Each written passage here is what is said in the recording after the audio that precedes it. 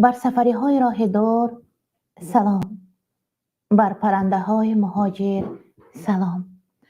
چشم براهند همه فصل سال، مادران زار و خواتر سلام.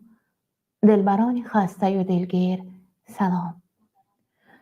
درود پیام سلام صمیمانه از عمق دل پر از مهر و محبتم نثارتان می‌سازم بر شنوندگانی که گوش بر صدای ما دارید، هوش بر مغز معنای محتوای برنامه ما دارید و چشم به دیدارمان دارید.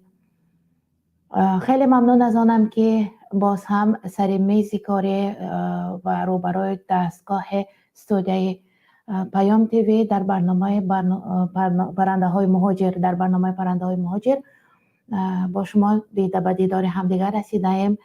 باز آمدن زی رفتن خورشید دور نیست، گر زندگی است دیده به دیدار میرسد.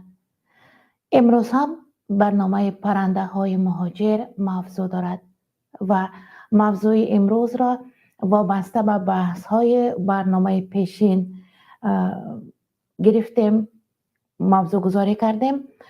موضوع این مهاجرت هوس است یا از روی ناچاری است، ناچاری یا هوس. چون در برنامه پیشین نفر گفت که مهاجران سواد ندارند، مهاجران در وطن خودشان نمیخواهند کار کنند، میروند بر مهاجرت، یا دیپلم ندارند یا کسب و کار ندارند و هستند خیلی هایی که فکر میکنند به خاطر دریافت مبلغ بیشتر میروند و خیلی ها هم در این باور هستند و شاید درست هم باشد که از روی ناچاری میروند، چون دیگر علاج ندارند، از ناعلاجی از مجبوری اجبارا میروند. اگر کوتاه‌تر کرده موضوع را گوییم، مهاجرت مجبوری، اجباری یا اینکه اختیاری است، از روی هوس است. و قبل از آن که افتتاح بر اصل موضوع، محتوای موضوع کنیم، میخواستم یک خردک حکایچه برایتان نقل کنم. شخصی از یک مرد صالح میپرسد که برایش یک دعای نیک کرده باشد. مرد صالح میگوید خداوند تو را به قرب خود انس بخشد، یعنی به خودش نزدیک کند، همین معنا را دارد. و آن مرد کمی توقف میکند و باز میگوید دعای دیگر هم میگویی؟ باز دعا میخواهم. مرد صالح میگوید اگر خداوند بر قرب خود انس بخشد، تو را 4 چیز میبخشد. این علم است، این عزت است، این ثروت است و این انس است، یعنی عادت. مگر همین کفایه نیست؟ آن مرد دعا پرسنده میگرید و میگوید البته کفایه است، کفایه و حتی بیش از کفایه است.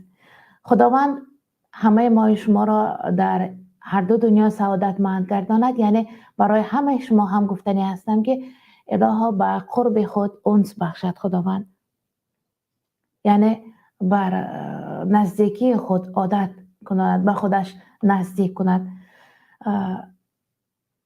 اکنون می رویم وارد می شویم بر اصل موضوع برنامه.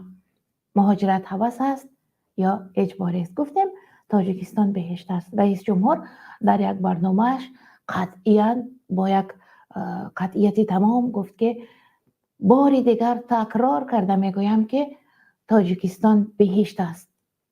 خب مردم در دکان‌های چپته فروشی اویاکاسه میگویند هفته ها در نوبت ایستادند تا که چپته خرند. نرخ چپته میان شکن است. نرخ میان شکن چپته و مردم اشیای خانهشان را میفروشند، مالشان را میفروشند، چارهایشان را میفروشند، هر آنچه مجبور هستند فروشند میفروشند تا پولشان به همان چپته رسیده باشد. در یک هفته همگی 2 مرتبه رئیس می شود. 360 تا 400 نفر می توانند سفر کنند که در یک ماه 1600 نفر را تشکیل می کند. اگر بر زیاد کرده گوییم 1600 نفر را. اما میلیون ها نفر قوه کاری قابل مهنت نیت سفر کردن دارند. میلیون ها نفر که در یک هفته 2 مرتبه هرگز بسنده نیست، انتظار می شوند. نرخ بلیط از 8,500 سر می شود. برخی میگویند 12-14 هزار سامانی هم خریدند چیپتر را. پس چرا از بهشت روی زمین حتی جهاز خانواده را فروخته به سفر می روند؟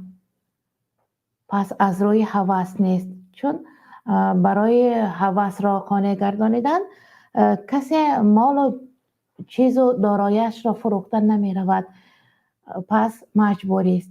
و کی در کدام فکر است اینش را شما حل میکنید. مهاجرت اجباری است، مجبوری است، از روی ناچاری است، از روی ناعلاجی است، یا اینکه مهاجرت از روی هوس سفر کردن به دولت های دیگر، یا اینکه به خاطر دریافت کردن مبلغ های بیشتر برای بهتر زندگی کردن. هجرت از روی آرزوست، آرزو و هوس، از روی فقر و بینوایی، از روی ننگ و ناموس دنیایی، و یا تنها از روی ناچاری است؟ انا این سوال را بر حکم شما حواله میکنم. شما معین میکنید، در ترازوی فکر شما برمیکشیم و بعدا باز هم ادامه میدیم. شاید نه برآمدن. شما میتوانید برای فکر خود را ابراز کردن در همین پایان نوار که لینک کوتاه هست، یعنی سراغ است از برنامه، آن را وارد آن میشوید و با ما گفتگو کردن میتوانید. اگر توانید با چهره خود، توانید با نام خود، با نام و نسب اصلی خود، یا اینکه با تخلص خود وارد شوید، یعنی با لقب خود.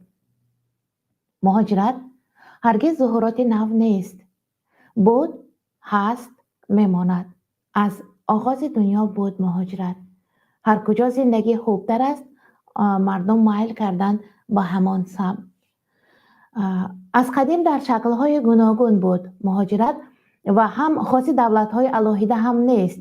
در تمام کشورهای دنیا مهاجرت هست. مثلا آلمانی‌ها مهاجران بسیار 13.5 میلیون مهاجر دارد آلمان، اما از آلمان هم به مهاجرت و دیگر کشورها هجرت میکنند مردم، چون کار درست‌تر در کشورهای دیگر پیدا میکنند. و یک ذیل نیست مهاجرت، با شیوه های گوناگون هم صورت میگیرد، یک خیل نمی رود. مهاجرانی هستند که از سبب جنگ زده شدن دولتشان هجرت میکنند، یا اینکه برای پیدا نمودن مکان تنج و آرام برای دفاع از عائله خود سرپناه میجویند، یا اینکه از همه زیاد به ما معلوم این مهاجرت کاری و مهنتی است که در اکثر دولت ها این طرز مهاجرت دیده می شود. به خاطر تامین کردن خانواده، جهت مادی هم جهت معنوی هم سفر می کنند.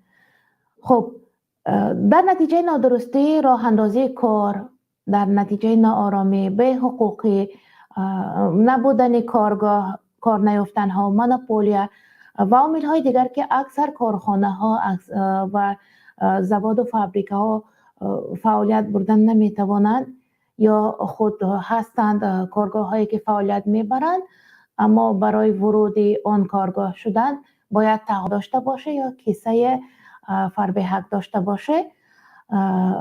از همین سبب ها مهاجر بسیار می شود. مهاجرهای بی‌تقا، اگر مردمی تر کرده گوییم، و همین حالت ها مهاجرت را به میان می آورد. اکنون همه ساله هزارها نفر هموطنان ما هم برای تامین نمودن روزگارشان، عائلهشان روی بر مسافرت می آورند. و دردناکتر این است از همه که حالا هنوز مکتب را ختم نکرده، با معلومات میانه ناپوره هم عازم سفر روسیه می شوند، یا خود از این هم باز هم به دردترش این که زنها، مادران فرزندکان خود را گذاشته می روند بر مهاجرت، که موضوع منبع را محض برای مهاجرت زنها می بخشیم. وقتا که زن مهاجر می شود، امروز به طور کلی گفته می گذاریم، یعنی به طور عمومی نظر می کنیم. خب یک وقتا 10-15 سال قبل اگر نفری بر مهاجرت میرفت، کل اهل همون اولاد خانواده تمام اولادشون جمع می شدن، در خانه می نشستند، دسترخوان گسترده فلانی به روسیه می رود یا فلانی سفر دارد، با یک آبرو و یک دبدبه و یک شکوه و گسیل یک خاصه می کردن. اکنون حالا باشد بعضا نفهمیده می مانند که نفری بر روسیه رفته است و غیر از همسر و فرزندان و پدر و مادرش، بعضا خواهر و دادرانش هم نمیدانند که کدام روز نفر باز به سفر رفته. همین طریق هم شده ماند که دیگر یک عادت عادی شد بر مهاجرت برآمده رفتن. خب عائله را یافتن غیر امکان است که اهل آن خانواده در مهاجرت نباشد. اگر تماما از یک همان خاندان نباشد، از خویش و تبارانش البته خیلی بسیار هستند مهاجران همواره در رنج و عذاب هم هستند در روسیه، خصوصا بعد شیوع کرونا که یک ویروس بر عالم وجود آمد. بابت پیدایشش بسیار گفته نمیگذارم، اما بر اقتصاد دنیا خیلی یک ضربه سخت ورود کرد، سخت رسانید. از حساب این ویروس هم در دنیا ثروتمندان پیدا شدند. 9 نفر میلیونرها زیاد شدند، 9 نفر میلیاردرها هم گفتند زیاد شدند. اما چقدر نفران جان هم باختند، چقدر کشورهای به این هم آسیب زده، به این هم ضعیف و قفا مانده، باز هم حالشان بدتر شد بعد شیوع این ویروس. و در روسیه هم جای کار یافتن دشوار شد. کارگاه ها بر بانکرات شدند، یعنی بر یک ناآمدی کار دچار شدند و کارمندانش که بیشتر مهاجران کاری از آسیا بودند، از تاجیکستان، هم اونها بیکار ماندند. نفرانی که در این کارگاه ها کار میکنند به معاش ماندند. خیلی هایشان به منزل زیست هم ماندند، چون معاش نمیگیرند، مبلغ اجاره منزل را پرداخته نمیتوانند و مهاجرت دشوار هم شد. در همان حالتی که ویروس شیوع کرد، همگان برگشتند بر وطن. در خاطر داشته باشد با خیلی دشواری ها در روسیه، خیلی در دشواری ها بودند. برنامه های اولینی برنده های مهاجر مردم زنگ می زدند، می گفتند که ما اینقدر سیله پرنده های مهاجر در کجاهای قرار داریم و ما را از حکومت دستگیری نمی کنند، یگان ترانسپورت یعنی واسطه نقلیات پیدا نمی کنند، خواه هوایی باشد خواه زمینی باشد نمی برند. و اکنون که در وطن هستند، در آنجا که باز هم کاروبار پیش نمی رود، باز هم مجبورند بر روسیه روند. می توانید در این باره فکر خود را نسبت همین موضوع ابراز کنید. من باشم بابت مهاجرت کمتر که مواد آماده کردم. 20 کشور جهان بیش از 65% تمام مهاجران خارجی را قبول می کنند. 20 کشور جهان، این توپ میگویند که از همان بالاترین ها 20 کشور هستند که 65% مهاجران در همین 20 کشور هستند، باقی در کشورهای کوچکتر. خب پیشصف شماره مهاجران قبول شده در صف پیش ایالات متحده آمریکا واقع گشته به شمار می رود، یعنی که و سال 2019 در کشور 57 میلیون نفر از منطقه‌های گوناگون جهان مهاجران زندگی می‌کردند. در این 2 سال اگر باز هم زیاد شده باشد، شاید 55 میلیون هم شده. حصه مهاجران در شماره عمومی اهالی 15.4% اهالی ایالات متحده را تشکیل می‌کند. 15.5% اهالی ایالات متحده مهاجران هستند. ببینید چقدر بسیار.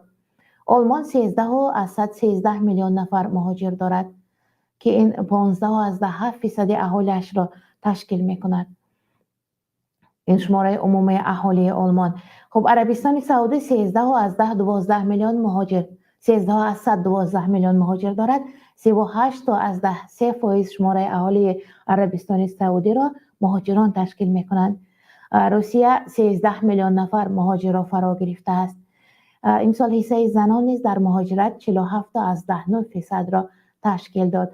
اول زنها کم هجرت می‌کردند، خصوصا زنان مسلمان، اما حالا حتی تنها هم به سفر می‌برایند. زنان هم 47%، قریب برابر مردان، زنها هم در دنیا مهاجر هستند. و نگفته نماند تاجیکان نه فقط در روسیه، اگر روسیه در جای اول باشد در مهاجرت تاجیکان، در جای دوم قزاقستان است. 16,500 نفر تاجیکان در قزاقستان هستند. 16,500 آنجا زحمت میکشند، آنجا مهنت میکنند. و در شبکه اجتماعی فیسبوک یک گروه هم هست، تاجیکان قزاقستان نام دارد. تاجیکان دیگر کشورها هم هستند. جمعیت تاجیکان نور هست در آلمان مثلا، یا در لهستان و دیگر کشورها هستند، اما جمعیت تاجیکان قزاقستان خیلی بزرگ است. در آنجا علاقه تاجیکان یک صاحبکاران موفق هم هستند. و این بود اندکی درباره مهاجرت. خیلی کوتاه بود در برنامه من بعد. البته برایتان بیشتر آماده میکنیم. برنامه من بعد خاطر رسان میکنم واقعا وقتی که زن مهاجر میشود، انا همین خیلی موضوع پیش گرفتیم برنامه آینده. اگر شما در این باره مواد دارید، فکر دارید، نوار دارید، راز و نیاز دارید، البته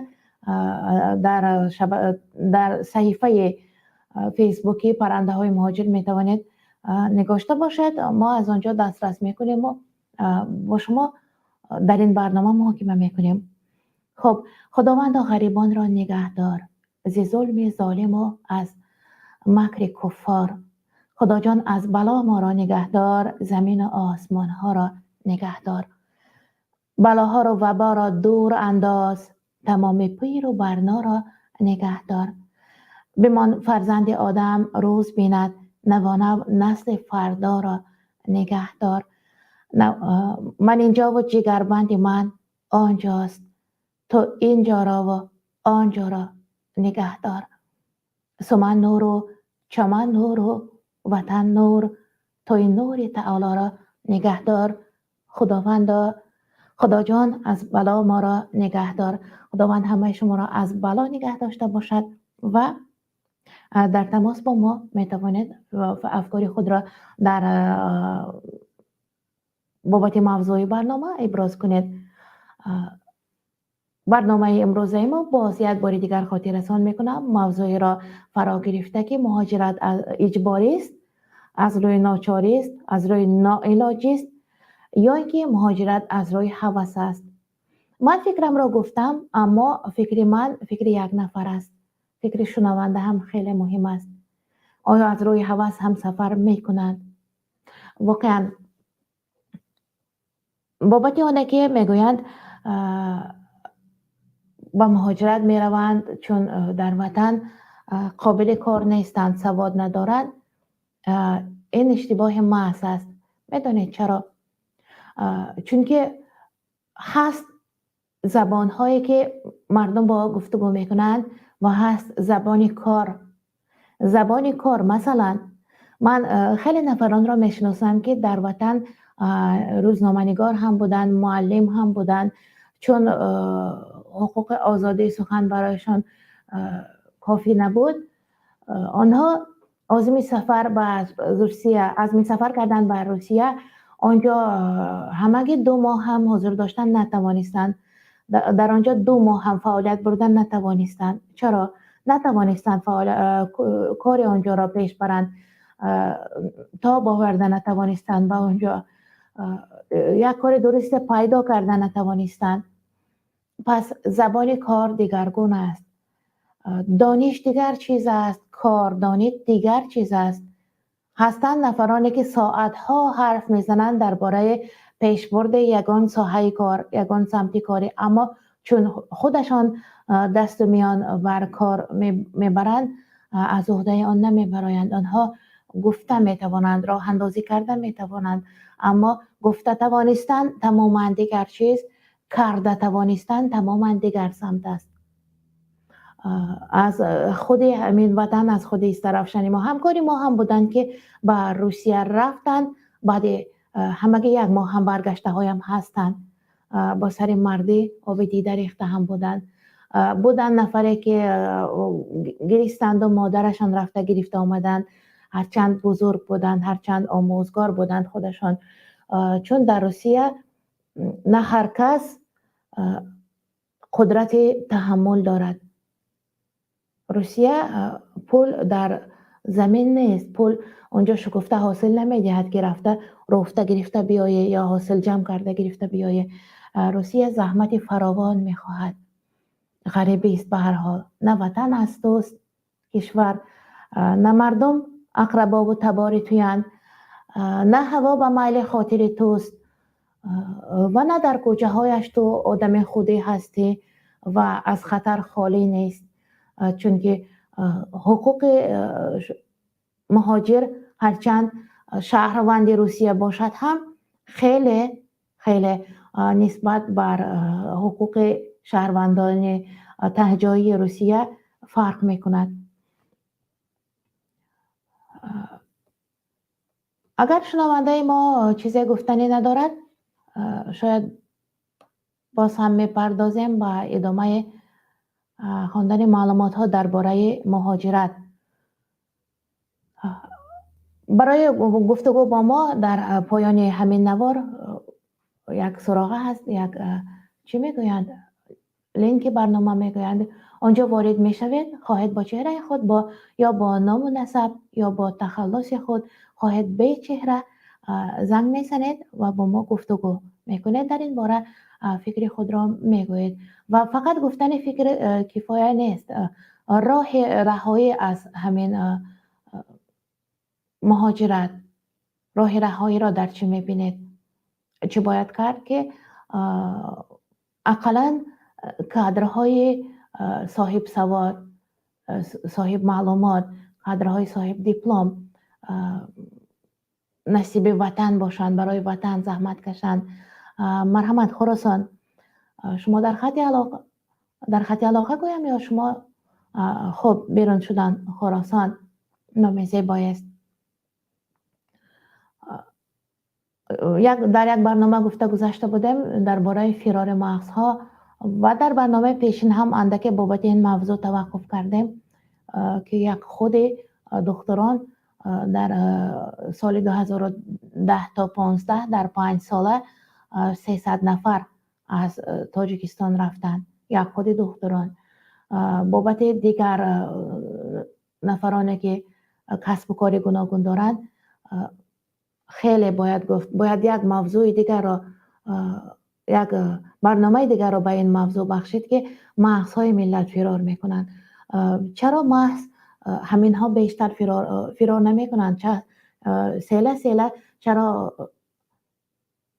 با سوادها، صاحب دیپلم، صاحب معلومات های وطن، صاحب معلومات ها بیرون می شوند؟ چون که آنها درک می کنند که آنها دوراندیشتر هستند، آنها دورتر، آنها فراتر موضوع را فکر می کنند، درک می کنند که با این حالت آینده وطن را دیدن دشوارتر است و تصمیم می گیرند بر آن که از این وطن بیرون باید شوند.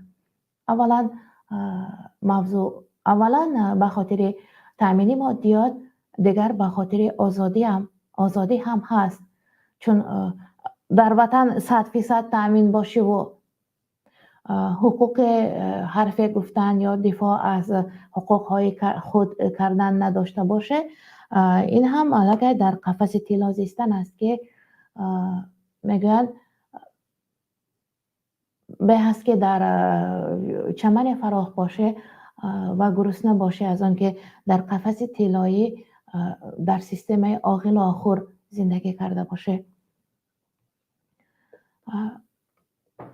یک بابای دانشمند داشتم که درباره همین سیستم عاقل و آخر میگفتن هرچند سیر باشه و پور باشه و اما آزادانه حرف زدن نتوانی، این همان عاقل است تا آخور است که پیش چاروا پیش مال هر غذای برده میریزی، پر میکنه میخورد و ممنون خواب میکند. انسان باید انسان باشد، آدم باشد و حقوق گفتگو هم داشته باشد. یک رسمه که عادی بود، زاغ از طاووس میپرسد، زاغ از طاووس نه از طوطی میپرسد که تو چرا داخل قفسی؟ طوطی میگوید چون که من حرف میزنم. طوطی را به خاطر حرف زدنش وارد قفس میکنند. حرف زدن طوطی برایشان گوارا هم هست، یک واسطه بازی، یک واسطه دلخوشی هم هست و آن را وارد قفس میکنند.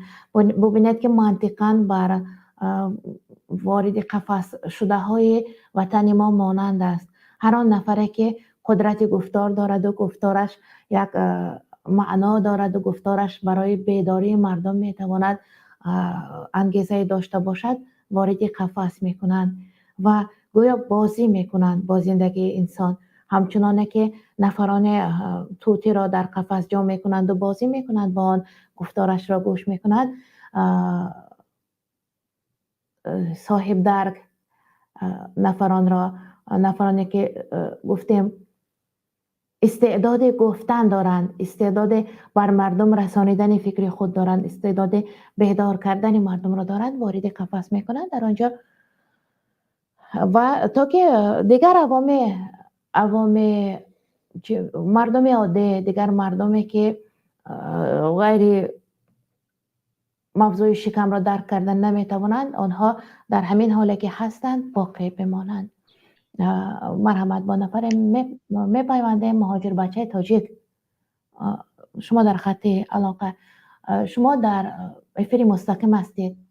السلام علیکم.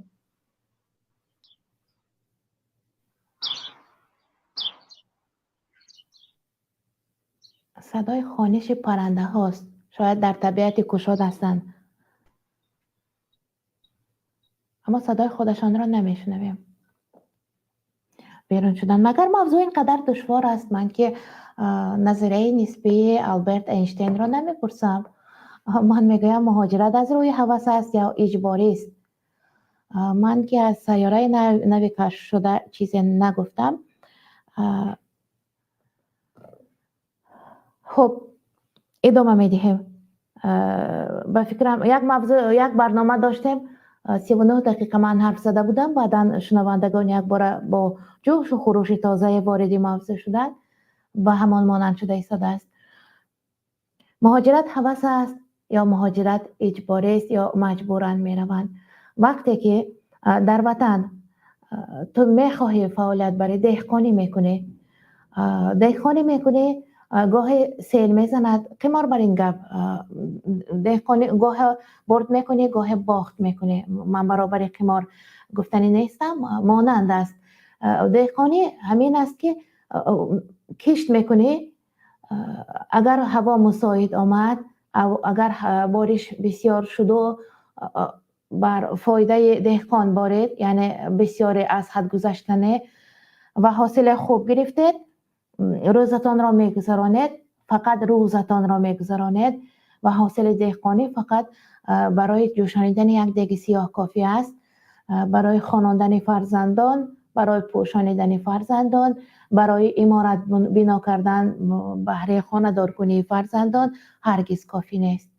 دهقان همین قدر میتواند زندگی کند و محصولات او در بازار خیلی ارزان است، باقی از دست دهقان می رود بر دست سوداگران، بر چکن فروشان که یک لخت میگیرند و دیگر در بازار روزشان را میگذرانند، آنها هم روز میگذرانند به همین زیل و دهقان مجبور می شود روی بر مهاجرت بیارد، چون که روزش به نمیگردد، روز از روز بدتر می شود که بهتر نه، چون که فرزندانش بزرگ می شوند. زمین کار هم در تاجیکستان بسیار نیست، همگی 7%.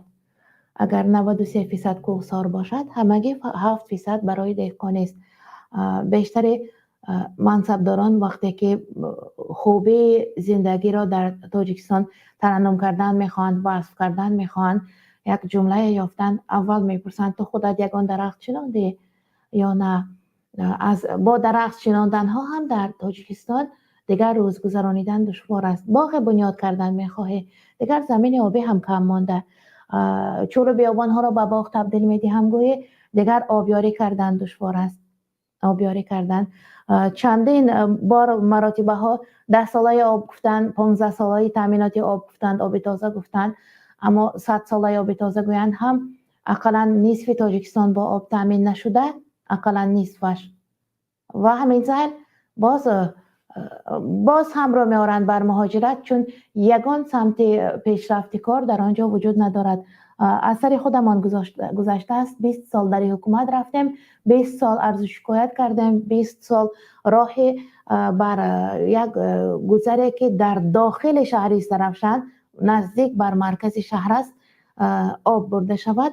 بعد 20 سال اکنون فقط توربه یعنی لوله های آب رفتند، اما خود آب هنوزم درک نیست. از تشکیلات های خارجی باره از دولت پولشا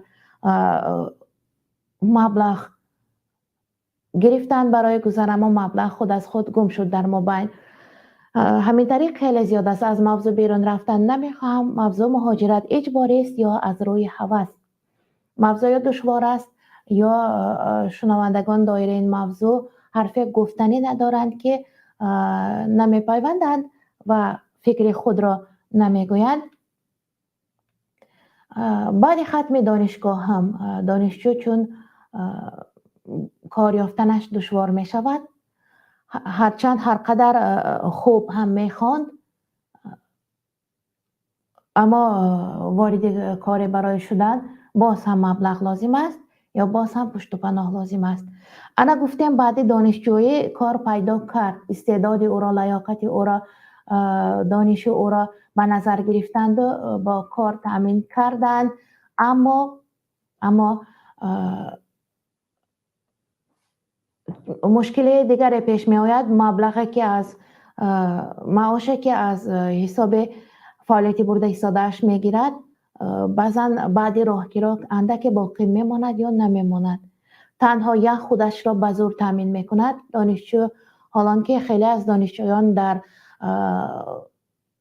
فرصت دانشجوییشان عائله دار بودند یا بعد ختم دانشگاه باید عائله بنیاد کنند یا مسئولیت بانی کردن پدر و مادر بر ذمه‌شان است یا خود فرزند هم دارند الکی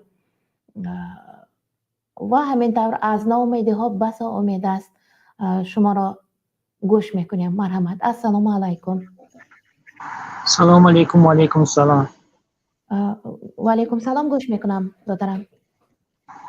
در مسئله موضوع گفته که از حواس است یا که از مجبوری و چی حواس میکنه مثال در مهاجرت باشه که مثال فرزند پدر و مادرش در یک جا خودش در یک جا فرزند از تربیه پدر و مادر خلاص میشود میری وای در 5 سال 10 سال نمیبینه کلام میشود چی از حواس است همین مادر در همه خاطر گفتنیم که مثال هیچ کدر حواس نیست مجبوری هم اینی شرایط تنگ زندگی مردم مجبور کرده است که با مهاجرت رفتن مثال برای یک لقمه زندگی خود حرکت کنند کار کنند. خب البته حواس نیست از روی ناچاری است. اکنون فکر خود را میگفتید که چه عامل نه چه راه‌هایی هست برای رهایی از همین ناچاری؟ ناچاری فقط در حکومت جای کار تشکیل کنه که مردم مثال چی کنند برگشته در وطن کار کرده زندگی خود رو یافته مثال در پیش فرزندو تعلیم تربیت فرزندو بازی همه فرزندو رو چی کرده هستن که اکستریمیسم چی کرده سو کرده رفته هستن برای یک لایک موندن مثال تماشا میکنی همین چی رو برنامه را در سرحد بلاروس 45 نفر آدم بدون جنگل زنها کودکان برای لقمه زندگیشون گفت که با اوج خراجات کرده قرض کرده گرفته اومدن با چی روها برای غیر قانونی حرکت کرده هستن به همه چی کودیران که مثال رفته یک زندگی خودشون رو یافت کنند در روسیه، بینه که به جنگل رفتن زنها کودک‌ها مثال همین یک روی حل همین رو یافتن در کو مردم روی زندگیش در تاجیکستان بیا شهر نیست جنگل به جنگل زنها پیاده کودک‌ها قدی رفتن آیا عاقبت اینا چی میشه و دام جنگل گم میشن چی میشن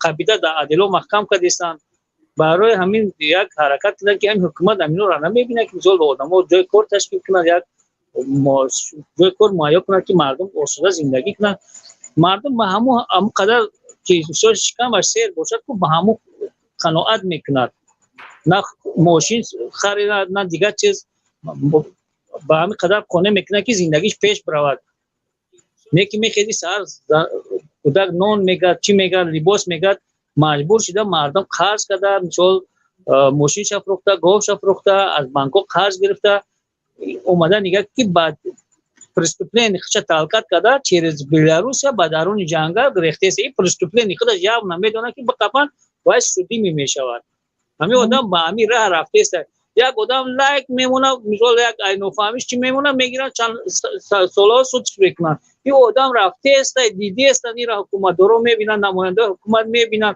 پدر مادر خودش میبینه هیچ کس همین چورا نمیجوید به همین خاطر خواهر از شما التماس میکنم که با حسین با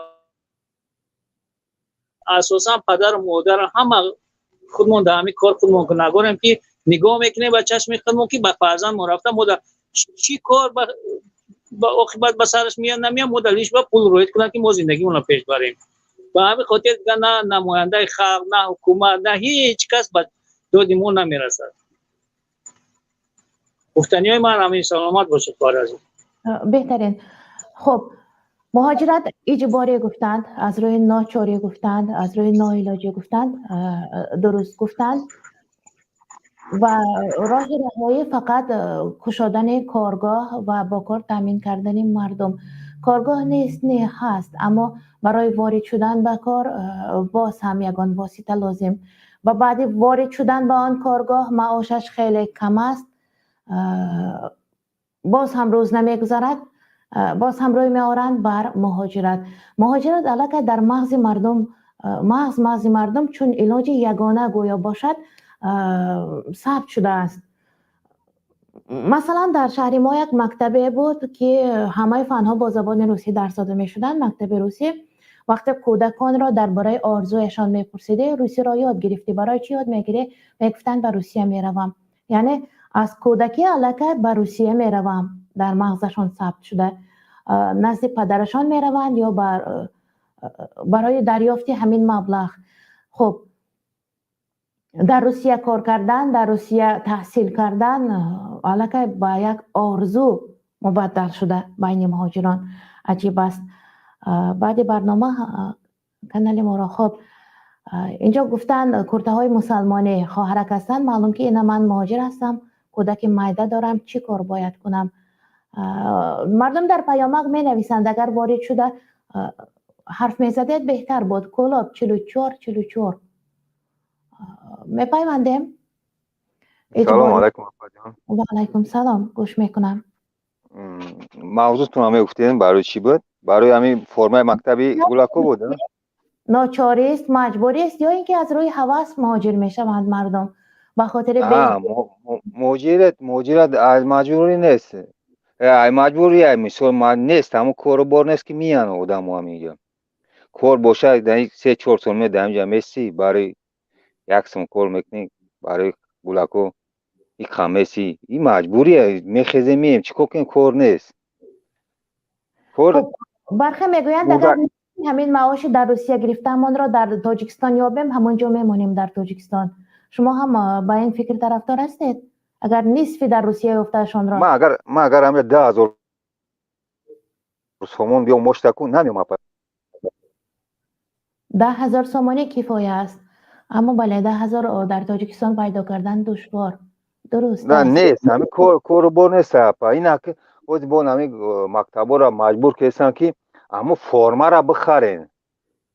فرما را من فرزندم این شایش انگار 2 سال پسن میگم که نه اپاش بایش میشوه نه مجبور میکنن همون فرما این سولا میخرین. ما فرق چی هم را بخرن بخرن پاشا پوشا نوای اما پوشیده تو زکه پوشا چیکار میکنه نمیگم باید بخره بله مجبوره آدم‌ها را ظلم کسا مجبور کسا که بخرن هم چیزا چی در کار می آدم ظلم یا اون است که ظلم ای یا بله بیزنس با خچ سم کار کسا یا گویلا درست مکتب مؤسسه تعلیم نو تجارتی شده است گویا یک مغازه لباس فروشی باشد اینش را هم میفهمید مغازه نیست خو نماز چی کسا که امر مجبور ایکم همو اولاد امو که بیزنس بعد امو را بخرن فرم امو را بله طول چند قریب 15 سال است درست میگی وای را چی کسا نیستیم مجرد اپا گفتن شما کو این مجبور میجا مجبور میشین نیست کار نیست جایش که اما این کار هست اونجا استروی کار رفتن یک سوم نمیتن سوم تا نمیتن هم 500 600 با اما اولی تاچی میکنن نمیتونن تمورانی این روز فقط میگم داونان میره با چرا چند پاسره دیگه قطعی کار میکنه درست است دیگه اگه این جای چی نداره اپا درست میگوید در وطن خود که حقوق خود را حمایت کردن نتوانستیم در مهاجرت بدتر از این حال داریم بله با خیلی بخدا این دایی چی مسکو ما با گپ میزنیم یک چی را گپ میزنیم در او جواب شه گپ زنه نمیشه تیم بلند مرد گپ زنه که مردی میبرن محکمه میکنن تمام باید زنه چی میکنن این مرد که پول میبرن محکمه شکنن هم خدا برکت همین کلانای شما را همه تا چی همین میبریم با گپ میزنیم یک چی میشه بخدا خیلی چیه از او رحمت برای برنامه‌تون برای چیتون با دیگه بودم چی راته سلامت باشین خدا نگهبانتون باشه بسیار تشکر بله موضوع خوبه گفتید موضوع خوبه را هم بررسی کردید حالت مکتب در تاجیکستان تباه است اشیای خانش را هم سر و لباس را هم در مکتب میفروشند مکتب دیگر رسالتش گم شده دیگر اول بعد فرا گرفتن علم اگر پول کار میکردن امروز از سایه همان علم که بر خوانندگان کمی اندر کم داده میتوانند پول کار میکنند نصف درس پول مکتب کای میبیاری پول لباس کای میبیاری پول فلان کتاب کای میبیاری میگذرد نصف درس ما اپا یک سال کتاب خریدم با دختر ما الفبا دختر کلانیم در الفبا خریدن گفتن این نمیشه این بازار نمیشه مکتب باید بخری این فرقش چی بوده همو مکتب همو کتاب یگون فرقیت نداره او کتاب بوده میگن این نمیشه بعد سوم دادن با همو 30 با چند سوم دادن 30 سومون بعد کتاب چیکار دادن باورنش کتاب هرش فرقیت نداره همو چیه ما از بازار خریدیم 25 سوم فرقش 5 سوم همین چی میگه حالا در تمام دنیا بغیر از شاید یگان دولت‌های قشاق کلفت زده نباشد قریب در تمام دنیا الفبا به پول است الفبا باید رایگان روز من خریدم همین چی شیده بودم این مکتب دادم این سودا شیده بودم همین چیزا مونده بودن کتاب رو هم نفروختن همین چی شدن بله سلامت باشین شما را خدا نگهبان باشه همه برنامه شما را خدا نگهبانتون باشه تشکر خدا نگهبان شما هم باشد خب زن مهاجر در نوبت بودن بعد زن از تاجیکستان خب شما را زن مهاجر السلام علیکم سلام علیکم اپا جان و علیکم سلام خب موضوع فهم است فهمیدم موضوع را اول از شما پرسم شما سوزه اپا جان سلامتون سوزه است بله شکر خوب آفر خیلی خوشحالم که شما را میبینم با در این پروگرام بسیار انتظار بودم اپا جان نسبت برای پروگرام موندگیتون موضوع موندگیتون مهاجر اومدن مجبوری است ایلی چیز هست گفتین البته مجبور میبیویم بایسان مجبور نباشیم ایست چی میبیویم 6 تا فرزند داریم مثال در تاجیکستان رفتیم ایستادم 9 ماه ایستادم یگان کار یافت نکردم یک اپم کار میکنه بل میساده 300 سومن اویلگ میگیره او بورچیزا کار میکنه 300 سومن اویلگ ده چی کار میکنی چی تا میرسونی یک لیمچه آرد میگیری روغن تا نمیرسونی روغن تا برسونی یگان چیز دیگه راه پولی تکنی ده یگان چیز نمیرسونی و همو خاطر مثال مجبوریم که میبیویم اینجا کار کنیم که مثال یگان کم کمودی زندگی مثال فرزندا را بود میکنیم. یک تشمنم 16 سال شد مهاجرم، فرزند من 2 ساله بود اومدگی بدم، دخترچه من این هفته توی شای، من نمیتونم تا را در توی فرزندم رفته. کلین میشود یعنی؟ ها کلین میشود. نه که من نمیتونم رفته، 2 ساله بود فرزندی من، 2 ساله بود من موندگی اومدگی، من 18 ساله شد، من حالی نمیتونم در توی خطیب فرزندم بروم. افسوس. برای که نمیشه و از موجنا نیسته این مثالی گم که بروی مثال به تاجیکستان مثال رفتن شود هم برگشت آمدن دشوار است. نمیشود البته. من باور کنی بسیار خیلی این مایه مجبوریه یا خیلی این یگان جای چیزش نه، ما یه جای زندگی میکنم آب هم نداریم، آب تا ما میخریم، آب میخریم، همه چیزی ما مثل با پولای آمون هم با پولای، زیلینمون هم با پولای، پمیدارمون هم با پولای، همه چیز ما با پولای نداریم. و از موجنه که مثالی با تاجیکستان زندگی کنید، چه خیلی زندگی میکنید تاجیکستان با کدام اویلیک کی اویلیک میتید ایقامه خطیبی 1000 سومون، خطیبی 1000 سومون یک کلین من کار میکنه، باز میگن که میسیسترا اویلیکاشون 1000 سوم، 800 سوم، 500 سوم اویلیک میگیرد.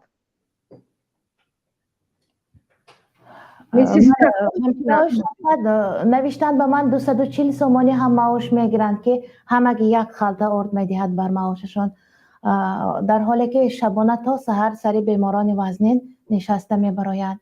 البته اپم او برشسته کار میکنه، شوش مایو به شوش کسالای بیچاره او برشسته 300 سومون اویلی قطی وای کار میکنه، 300 سومون اویلی قطی فرزنداش حالی مایدای توالی امکانیت کار که نشد باز هم یعنی شما هم گفتنی هستید که مجبوری مهاجرت هوس نیست.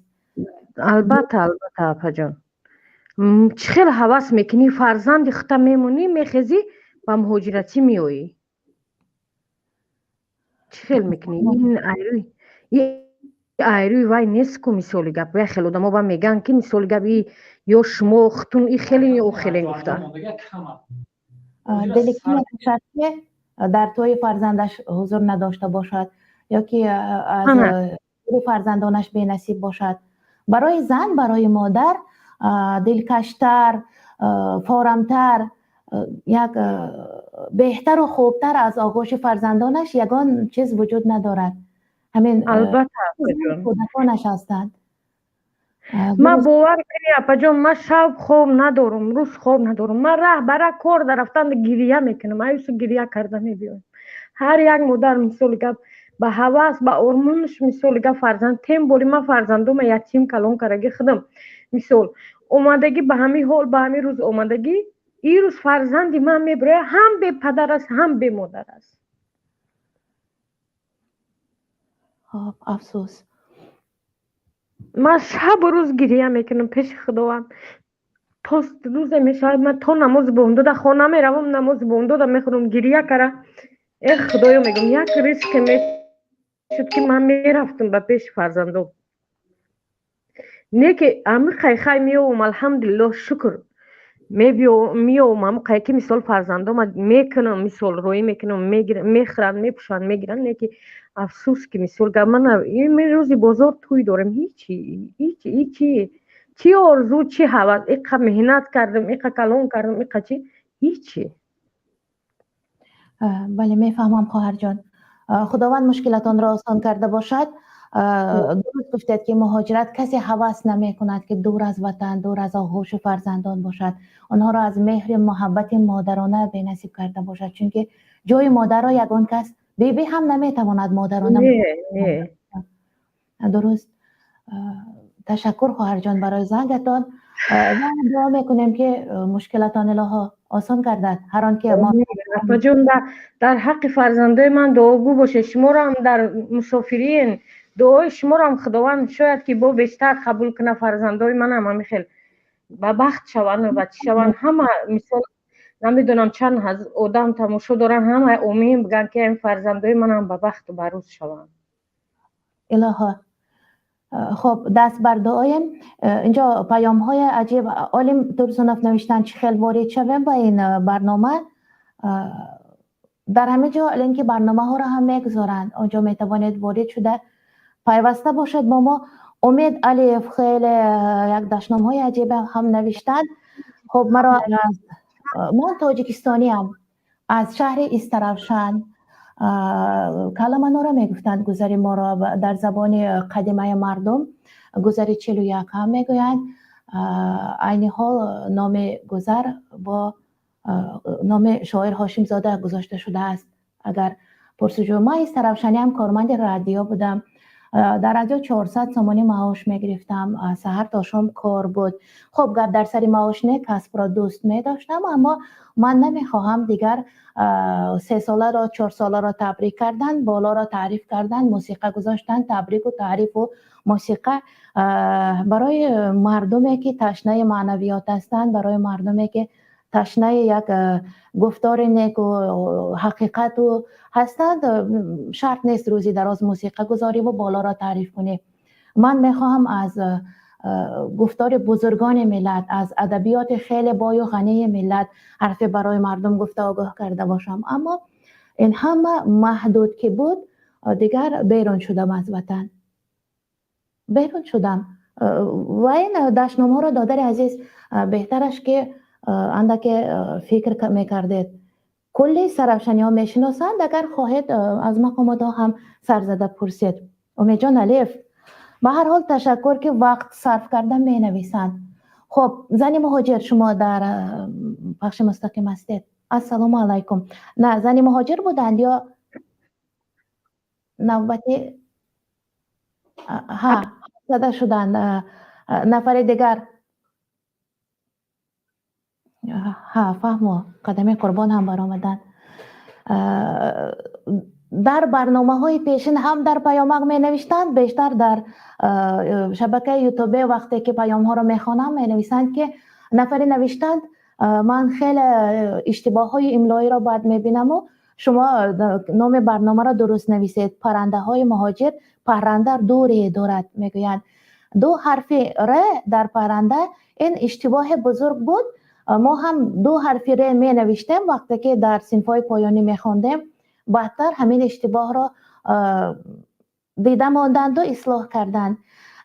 ما پسوند انده داریم، مثال چی مثلا زار پسوند ها ما انده داریم، یعنی خواننده، نویسنده، گوینده، رونده، شنونده، آینده، همین خیل درنده، چرنده، خزنده. مثلا خزنده یک حرف ز دارد، خزنده نیست، یا که چرنده نیست، یا خواننده یا نویسنده نیست. پس چرا پرنده 2 ر داشته باشد؟ پرنده می پرد، از کلمه پر، پریدن، پرواز گرفته شده است. می پرد یا پرواز می کند نه، و یک ر دارد، با پسوندی انده همراه شده پرنده می شود. یعنی پرنده های مهاجر یک حرف ر دارد، تشدید ندارد، بالای ر شدت نمی گذاریم. پرنده های مهاجری اول اشتباه بود، ما را خطا یاد دادن. این عیب شما نیست، عیب مکتب است که ما شکل اشتباهی کلمه را گرفته بودیم. بعدتر آیسته آیسته یک ر را داخل قوس می گرفتند، بعدتر قوس را هم علاوگی را هم گرفته پرداختند. نه لازم نبود. مهاجرت هوس است یا که اجباری است؟ بابت ان همین موضوع باز هم توقف میکنید، گفتم میگذاریم. کسی که ما را غریب کرد حال زار ما به سر آنها بیاید گفته دعا کردن در پیامک و دستگیری میکنیم زیق نباشد رزقتان را الله میدهد نوشتند.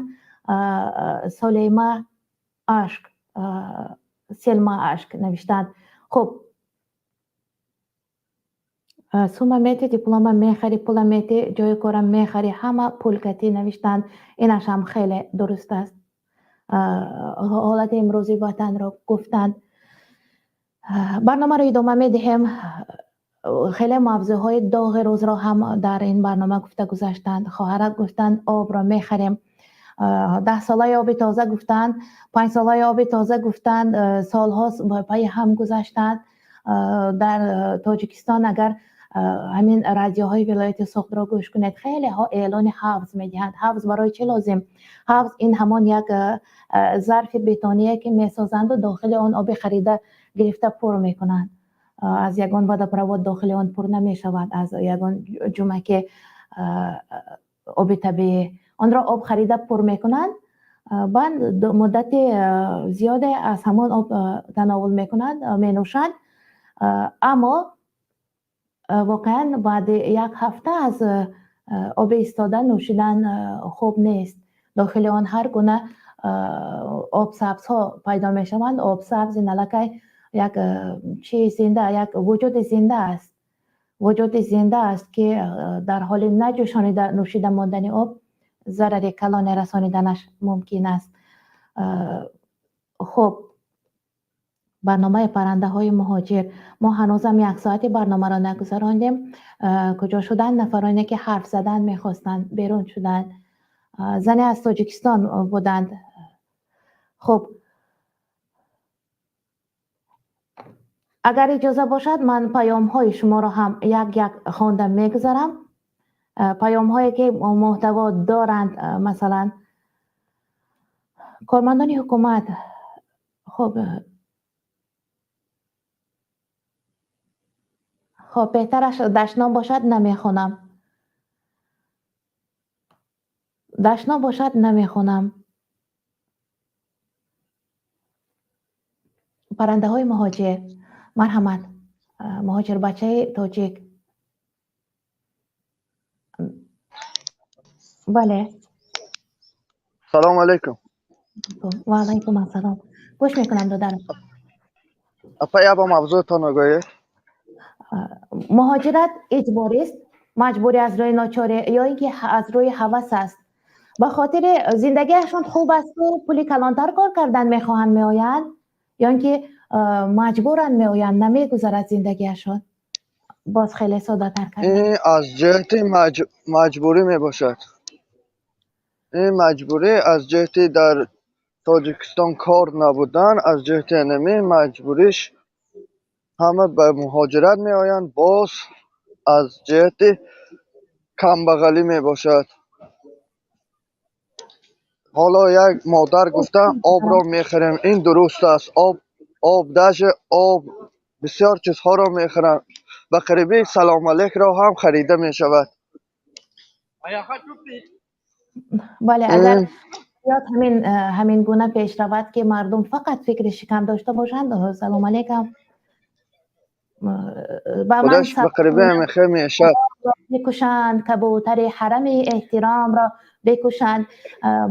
بعضی نفران برای سلام دادن هم میترسیدگی شدند، میترسند که با او سلام ده با فلان مولای اپوزیسیا تو هم آشنا بودی، گفته برده میشنانند. گفته خب درست فهمیدم. از جهت نمی از همه چیز پول شده که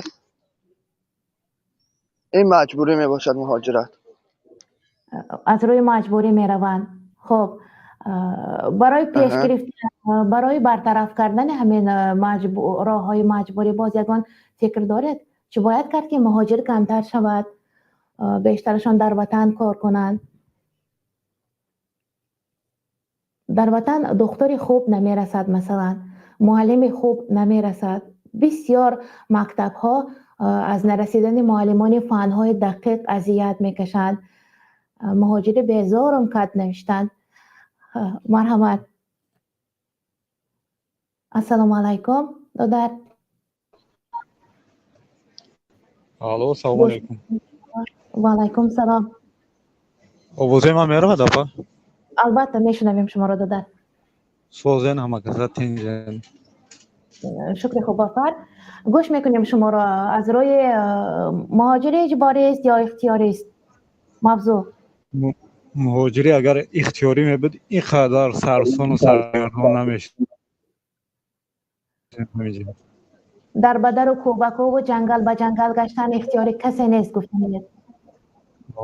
اگر اختیاری می بود این قدر مردم در درون جنگل خواب نمی کردن. بله درست گفتید. اگر اختیاری می بود کسی هوس نمی کند که خانه گرم بالین نرم و کنج از صندلی اشنا بوده. از پدر وطن و مادر، از زن و فرزند دور. از خویش و تبار و اقربا دور. بله. عمر به ما مردم تاجیک همه مهاجرت ده تمام شد. یک درد است. باور داغ است. کنید این آخرش خداوند بخیر کند. چی می شود خودش میدونه. نام خود را مهاجری بیزارم کرد گذاشتید. خب در حقیقت بیزار شده استید از همین حال. باور کنید نزدیکی 20 سال میشد اپا ما مهاجرت بستیم. 20 سال میشد. بله، یک عمر جوان. یک عمر جوان. مکتب میانه ختم کردیم دیگه آمدیم همینجا تا حال همینجا میرویم میایم بیزار شدیم. زندگی چون بر سر افتاده است بدلیل چاره چیست؟ بله بله بله فهمو. خب تشکر برای زنگتان دادر و همه پسر سلامت باشید، تنج باشید. بهترین تشکر. مریم خواهرم گوش میکنیم. یک لاله‌زاری زیباست. الو سلام علیکم اپا جان. و علیکم سلام. صدای خوبه. شام باشد به یکایک شما. تشکر. شام شما هم بخیر باشد. در ما هم نزدیک شامگاه هست. منم در روسیه قرار دارم. البته اینجا نزدیک شام است. گفتنی هستم که این هیچ کس به خواهش خودش مهاجر نمی شود. باور کنید اپا جان، همه که مهاجر دارد شما مهاجر هستید. ما هم میفهمید که از پدر و مادر دور بودن، از خواهر و برادر دور بودن چقدر مشکل است. با وابسته به این مشکلی که ما دور هستیم، باز در این شهر روسیه هر روز بالای ما مهاجران مهنتی باز هم مشکلی های دیگر می آید. پتنت و باز پتنت ادمینید می کنند و باز همین خیلی اشتراف و دکومنت و همش بالا به بالای هم می آید. خب من گفتنی هستم هیچ کس به خواهش خودش مهاجر نمیشد. اگر در تاجیکستان شما گفتید که در تاجیکستان معلمان نمیرسد، آخر اپا جان در تاجیکستان 4 سال 5 سال تحصیل میکنی، دیپلم سرخ میگیری، مهنت میکنی، عذاب میکشی، وقتی کار میری تقه نداشته باشی نمیشد. کار دا میگیرن پس تود میکنن قرضدار میشی. من خودم همیشه کردگی قرضدار میکنن، مجبور هستی قرض ویا را کنده بودی یا اینکه غریبی بیا کار کنی قرض بدی. تاجیکستان $100 معاش میتید، از دهات باشی نمیدونی او را بخریش، لباس بگیری، آخر کوارتیره بشینی، غیر مشکل. از اونجا باز همین روسیه خوبتر است که با کمی کار میکنی، کمی پول میگیری، مشکل خانه رو هم حل میکنی. نمیشه آخر خیلی عذاب میکشی. $100 علاقه محبات هم هست. 1000 سومانی، نزدیک 1000 سومانی بازار میگیرند معلمان. درست میگوید. و خدا نکند که بیمار شوند. این پول اگر دارو پولی شود کرد دیگر برای نوشیدن و خوردن چیزی باقی نمیماند. آره این مشکلات به سر همه است. ما باید، شما گفتید چی باید کرد؟ ما باید مردم تاجیک حقوق خود را اول دانیم، از حقوق خود دفاع کنیم، دیگه خاموش نیستیم. این حکومت را نو کردن در کار. تا وقتی حکومت را نو نکنیم اینا همون مناپولیا شدگی رفتگی. این فکری من است. هیچ کس فکری من رو تغییر داده نمیتواند. منم به فکری هیچ کس کار ندارم. من فکر میکنم که این حکومت رو وقتی اون رسیده است که ما حکومتی نو کنیم، یعنی جوان حکومتی نو، حکومتی کنیم که خلق دوستدار باشد، نه اینکه ظالم و عذاب مردم رو عذاب دید. و خدا دفعه میرم اپا جون 2-3 روز است میرم همون اچرت پتن استادگی هم میرم، اچرت هم نمیرسد پتن ما بگیرم. این مردم ببینی همون نفرایی که پاسپورت علیش کردن آمدن، خواهش میکنم کسی مرا میشنود التماس، نفرایی که دیپورت هستید نام و فامیلیتون دیگه کردید آمدید به فیمیس نروید، چون که وقتی پاتنت سپاری میروید اونها میبرویند تفتیش میکنند штраф депорт اثر یا اینکه سود میکنند. همین روز رفتم چند نفر همیخه بود.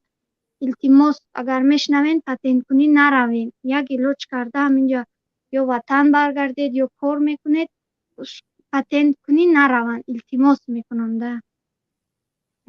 هرچند به پاتنت کار کردن هم غیر قانونی است، اما با راه قانونی هم آنها را خطر انتظار است گفتنی هستید. خطر انتظار است. همین روز من رفتم اونجا یک 40 نفر همیخه پاسپورت تعلیش کرده آمدن. دوباره وقتی پاتنت میسپاری نمیدونم، بعدی میگم ما پاتنت قطعی کار کردیم، اما بعد همین پاندمی زیاد تفتیش میکنن، چند بار نامت رو مینویسن، نامت میبروید. نمیدونم اینا سپیسال نمیکنن. کمی گفت است همیخه چند نفر 40 نفر امروز همینجا به همین مشکلی دچار شدگی بود. اشتراف میکنن، بعضیش دیپورت میزنن به مدت 10 سال، بعضی دیگرش چند ماه زندان میکنن. از این خاطر نروند، یا این یک ایلوچ کرده نروند، برای پاتنت کردن نروند. این خیلی هم که قپید 2000-3000 اشتراف میکند، اون خوب است، اما اونجا که میروی بسیار مشکل میشود. همین رو اعلان کردم. باقی سلامت باشید اپا جان. رحمت برای چنین برنامه ها. برای هشدار و به خاطر نیکوخواهی بر دیگران یک حرف خوب گفتید. کسی صاحب فکری من نیست، فکری مرا تغییر داده نمیتواند. درست است. می شود یک نفر را گویی که نخور، می شود گویی ننوش، گرفتمان آب را از نزدش، اما فکر نکن گفته نمی شود. خواهی نخواهی در زندان باشی هم فکر میکنید. تا جان دارد انسان فکر میکند. انسان باید صاحب اندیشه باشد، باید روشن اندیشه هم باشد، اندیشه روشنی هم داشته باشد. بسیار تشکر برای زنگ و برای هشداری در راه نیکو. و نفر دیگر اعظم نام دارن. اعظم شما رو گوش میکنیم. السلام علیکم افا. و علیکم سلام دارم، گوش میکنم شما را. افای بخش موضوع در چی باشه؟ موضوع مهاجرت اجباری است از روی ناچاری یا از روی هوس است. دارند زندگی میگذرد در تاجیکستان، اما میخوان باز هم بهتر گذرد، به روسیه میروند. بله اجباری نیست. مهاجری نیست، به اختیار نه. اختیار نه. با گفته منی، با گفته مردمی که رسمی، با گفته یونی، با گفته حکومت دارم، اختیاری هر کی بخواه میروه. بله هر کس خواهد مهاجرت میرود، اما چرا میخواهد باشد؟ با گفته گاسوک دارو و پاگون دارو، اسکامیتا دارو.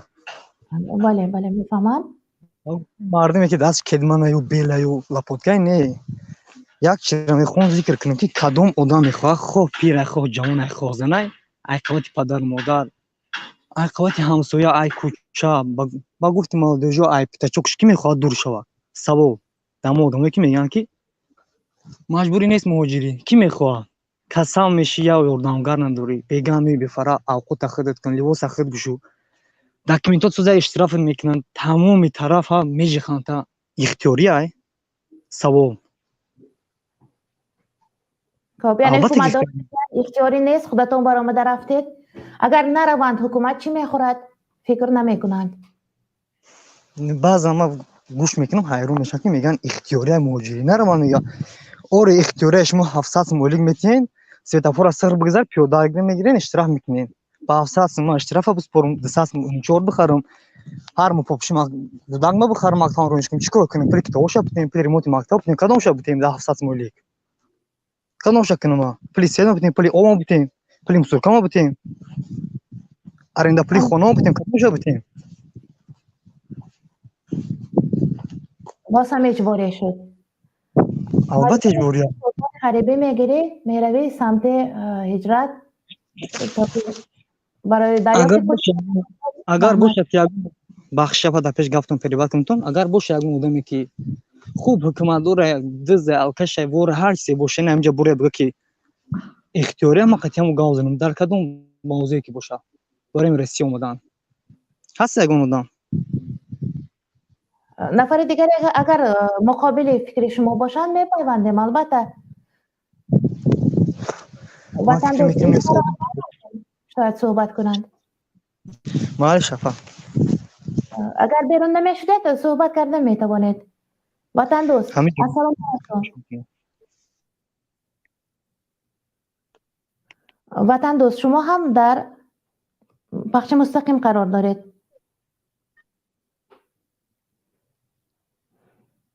تاجیک شما هم در بخش مستقیم قرار دارید و السلام علیکم.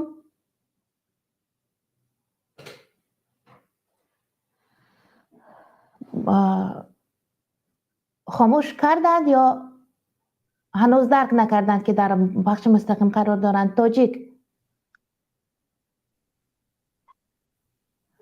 معنی تاجیک را گویند مردم تاجدار، مسکن تاجیک را گویند مردم کوثر. شعر گلرخسار صفی. و یک بار با دانشجویان یک واخوری داشتند. خانم گلرخسار شاعره خلق تاجیک و در این واخوری یک نفر جوان سوال داده بود که چرا جوانان تاجیک اکستریمیست می شوند یا دیگر چیز، یعنی چرا به رویه های گوناگون می پیوندند. آنگاه یک چی می گویند، یک حرف عجیب گفتند. و علیکم سلام وطن دوست. نه من ازم هستم. شما سوال دادید ما جواب میدم. مرحمت اگر جواب هست بعداً جواب شاعره را میگویم. خب شما گفته که چرا جوانهای تاجیک مبارز میشوند. مبارز یعنی ناکام ترپش ذکر کردین. خب یعنی که به هر راه میروند. правильно؟ آری نفهمید میشن. آری نفهمید اسلام به هر گروه خوش میشوند. آشکارتر گازنیم اگر. بله. به خاطر که امروز مردم نمیتونه که یک مسجد را وشینه و واقعا امر معروف نه منکر بشکنه. میرو در مسجد میشینه فقط ایبوری چی میشه گام میزنن. ایبوری تعریف مسجد رنگ تلویزیونی سفینه شده. چیزی که پایین پاس ریکلام میبره فلان جا رفتن قایشون داشت شو فلان جا اومدن فلان کوکدان نو اسپکتاکل میگن را که مسجد هم روز عید بود. ما خودم والله نداون رسی اومدم روز عید در نماز عید باجو یک پیخدار رسول برا ایبوری چی میشه گفتیسیان ایبوری حکومت گاویسیان نوزان بالله با انا همین خودی مردم ایدری تاجیکستان که دور میشه یعنی که واقعا دولت دموکراتی میگه تمام شیر حق داره که گوش کنه. بعد یگون ویدیویی که نیپرف گوش میکنه میشه و یگون اورا داخل ایرون نفهمی چی ایرون نفهمی که حکومت مورد همین رو خوش به دست پیش کیسه دا وطن خود دیگه چرا ندوم دیگه وطن برس را دیگه بود رو انا سوال شما جواب اگر خطا نکنم. البته و خانم بزرگسال هم در واخوری با جوانان با دانشجویان گفته بودند که اگر ظرف پر است داخل آن یگان چیز پرتایی نمی درآید. اگر ظرف خالی است هر چی خواهی می اندازی. مغز جوان تاجیک هم عین حال در تاجیکستان مانند همین ظرف است. اگر مغز پر از سواد دنیوی هم دینی هم هست یگان رویه غیر داخل آن وارد شدن و تبلیغات بردن نمیتواند و اگر مغز خالی است و کدام طرفه که روی خواهی بردن آسان است. یعنی رمه را اداره کردن خیلی آسان است از اداره کردن مردم سوادناک. درست گفتید و خانم همین طور جواب داده بودند. بهترین نزدیک بود بر سوالاتان بر جواب. بگی نیست معلومات ندارم به هر حال با یک گفته خودم فهمیدم اگر کسی خطا فهمیشه بخشش.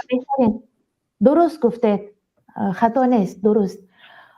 تاجیک هم در خط علاقه هستند به فکرم در بخش مستقیم هستند.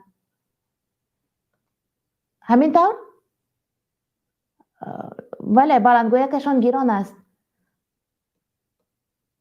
تاجیک شما را میشنویم.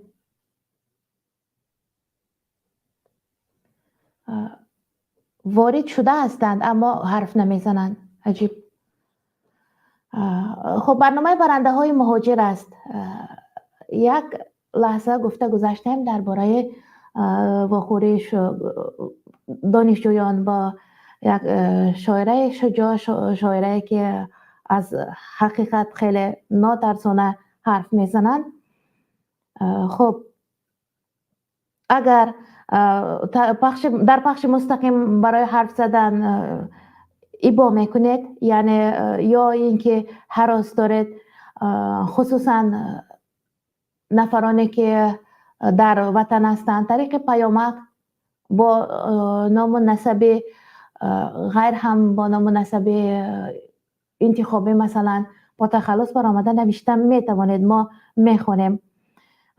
خب وطن میروی غم و غصه میگیرد، رفته چی کار میکنید نوشتن. اگر پیامک های پیروی پیشوا را هم میخوانم اگر پنهان نشوند. برنامه برنده های مهاجر است، اجباری از روی ناچاری یا اینکه از روی هوس به خاطر یافتن رزق و روزی بیشتر و یا به خاطر زندگی را بهتر گردانیدن. زندگیشان میگذرد اما باز بیرون از وطن میشوند تا اینکه باز هم بهتر گردانند. انا این سوال امروز در شبکه اجتماعی فیسبوک خواندم که دکان فاکولته ژورنالیستیک از دوشنبه شهر نوشتند که هر یک عائله امروز دوتاگی ماشین دارد لااقل، اما باز مینالند، باز نیست میگویند، یک بار هست گوید. از آن نفرانی که ما را میشنوند که ها دوتاگی ماشین دارند، مثلا ما نداریم در وطن، عائله های هستند که برای پسندازشان دوتاگی نان گرفته مانند، قدرتشان نمیرسد، امروز دریافت کرده آمدن، همین روز تناول میکنند، برای روزی آینده باز هم فکر میکنند، سحر تا شام در فکر روزی فردا هستند تا روز دیگر چی کار کنند و لقمه نان برای فرزندانشان پیدا کرده بیایند. اگر در پیامک ها فکرتان را نویسید میخوانم، فقط بدون دشنام باشد.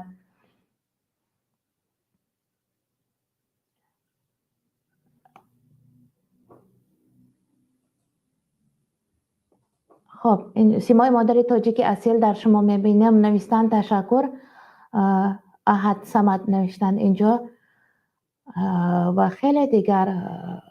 بابت رئیس جمهور هم نوشتند.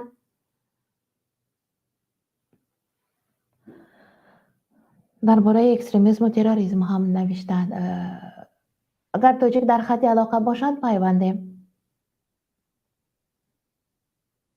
اگر نباشند. السلام علیکم و و علیکم سلام و رحمت الله. ما را نشنیدید به فکرم؟ خیلی فرصت راستی ما کمی پیش بله صدای شما یا اینترنتی ما ضعیف است، کمی نفهمو. بله فهمو. خب فکر شما مهاجرت این اجباری است یا از روی هوس، از روی تلاش بر زندگی بهتر؟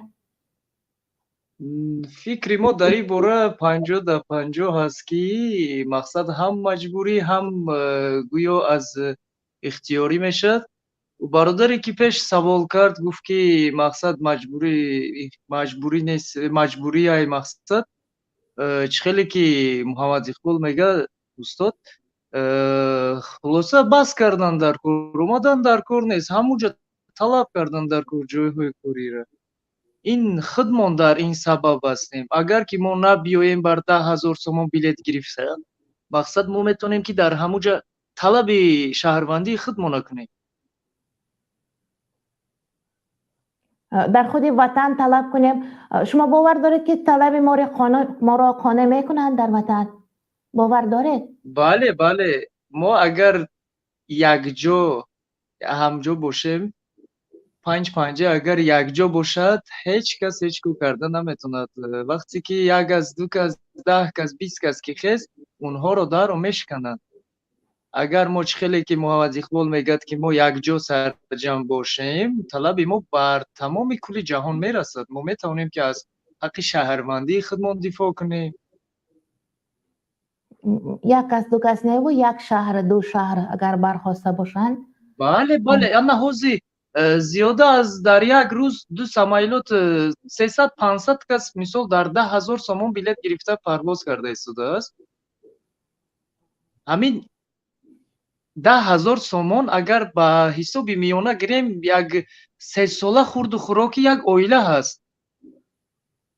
Ай ҳисоби ордш мисол гирем 3 сола ордша мерасона ҳамин 10,000 сомон. Неки маҷбур худш ҳамин мардум қарздор мешавад, мегирад худшон муҳоҷиратро интихоб кардагӣ маҷбур мераванд. چهارها میفروشند یا جهاز خانواده میفروشند و میروند. бале бар ин кор мо худмон сабабгорем ки мо як гап нестем, якҷо нестем, як фикр нестем. Ба ҳамин хотир давлатдоро баъд мегӯянд ки инҳо бар ҳамин шарти мо розӣ ҳастанд, яъне мераванд худшон. Ягонташ ҳадди ақал сухан воло карда наметавон. дар ин кор мо худум сабабгор ҳастем, аз ҳукумат наменолем дар ин бора. این فکر هم تا جای درست هست، اما واقعه های هم خیلی بسیار هستند که مردم در یک جایگی برخواستند اما همه را شکست دادند. دور نمیرویم یک حادثه در شهر ما بود که در میدان فوتبال برای حقیقت طلب کردن تماشابینان و از جای برخواستنشان از خوجندشهر هم یک کمک بود. آمان میگویند کارمندان و شعبه کارهای داخلی هم نفرانی را دست شکستند، نفرانی را سر و پاشان را لت و کوب کردند و در بیمارخانه ها هم افتاده بودند. خیلی اذیت دادند خود بازیگران فوتبال را تنها برای طلب حقیقت در این بازی. همین خیلی حالت هم شده بود و در بازی آینده سر هر یک قطار نواربردار ماندند که فریاد میکند و سر هر قطار کارمند شعبه کارهای داخلی هم ایستاده بود تا که مردم هنگام رخ دادن گل فریاد نکنند. مردم اگر فریاد نکند بازیگر ذوق بازی را گم میکند و دیگر حاجت بازی هم نمیماند. دیگر باخته بودند. اینش هم هست. مردم ترسویند، میترسند و ترسشان تا جای درست هم هست، چون که دیگر رحم و شفقت و دیگر گم شده است. بالای مردم بیگناه هم مردم میترسند که تیر خالی میکنند، بر مردم بیگناه خون میریزند. برای همین بله 100% درست است.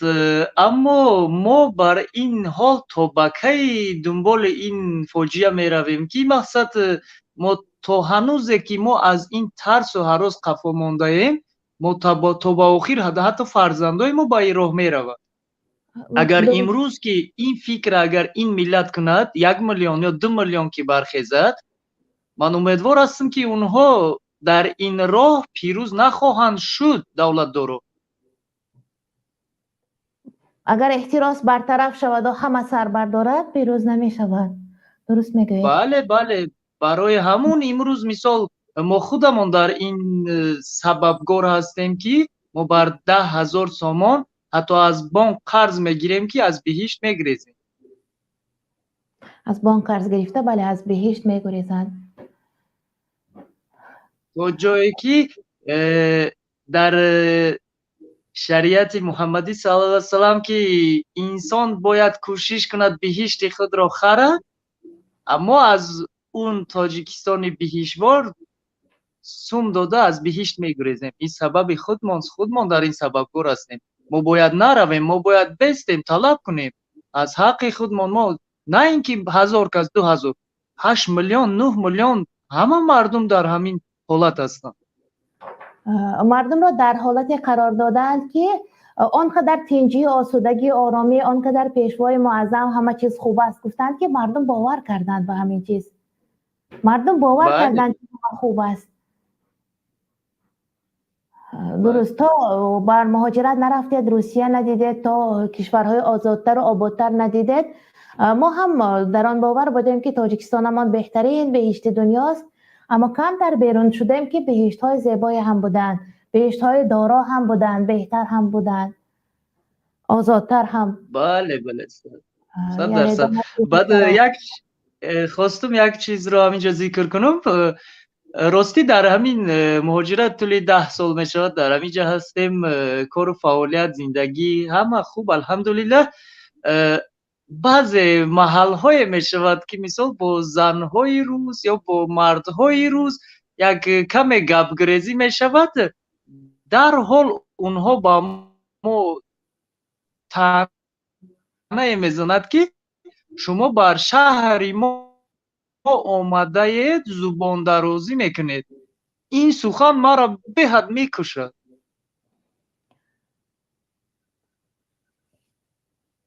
میخواهیم که در وطن خود باشیم که ما را هیچ کس این سخنها را گفته نداند.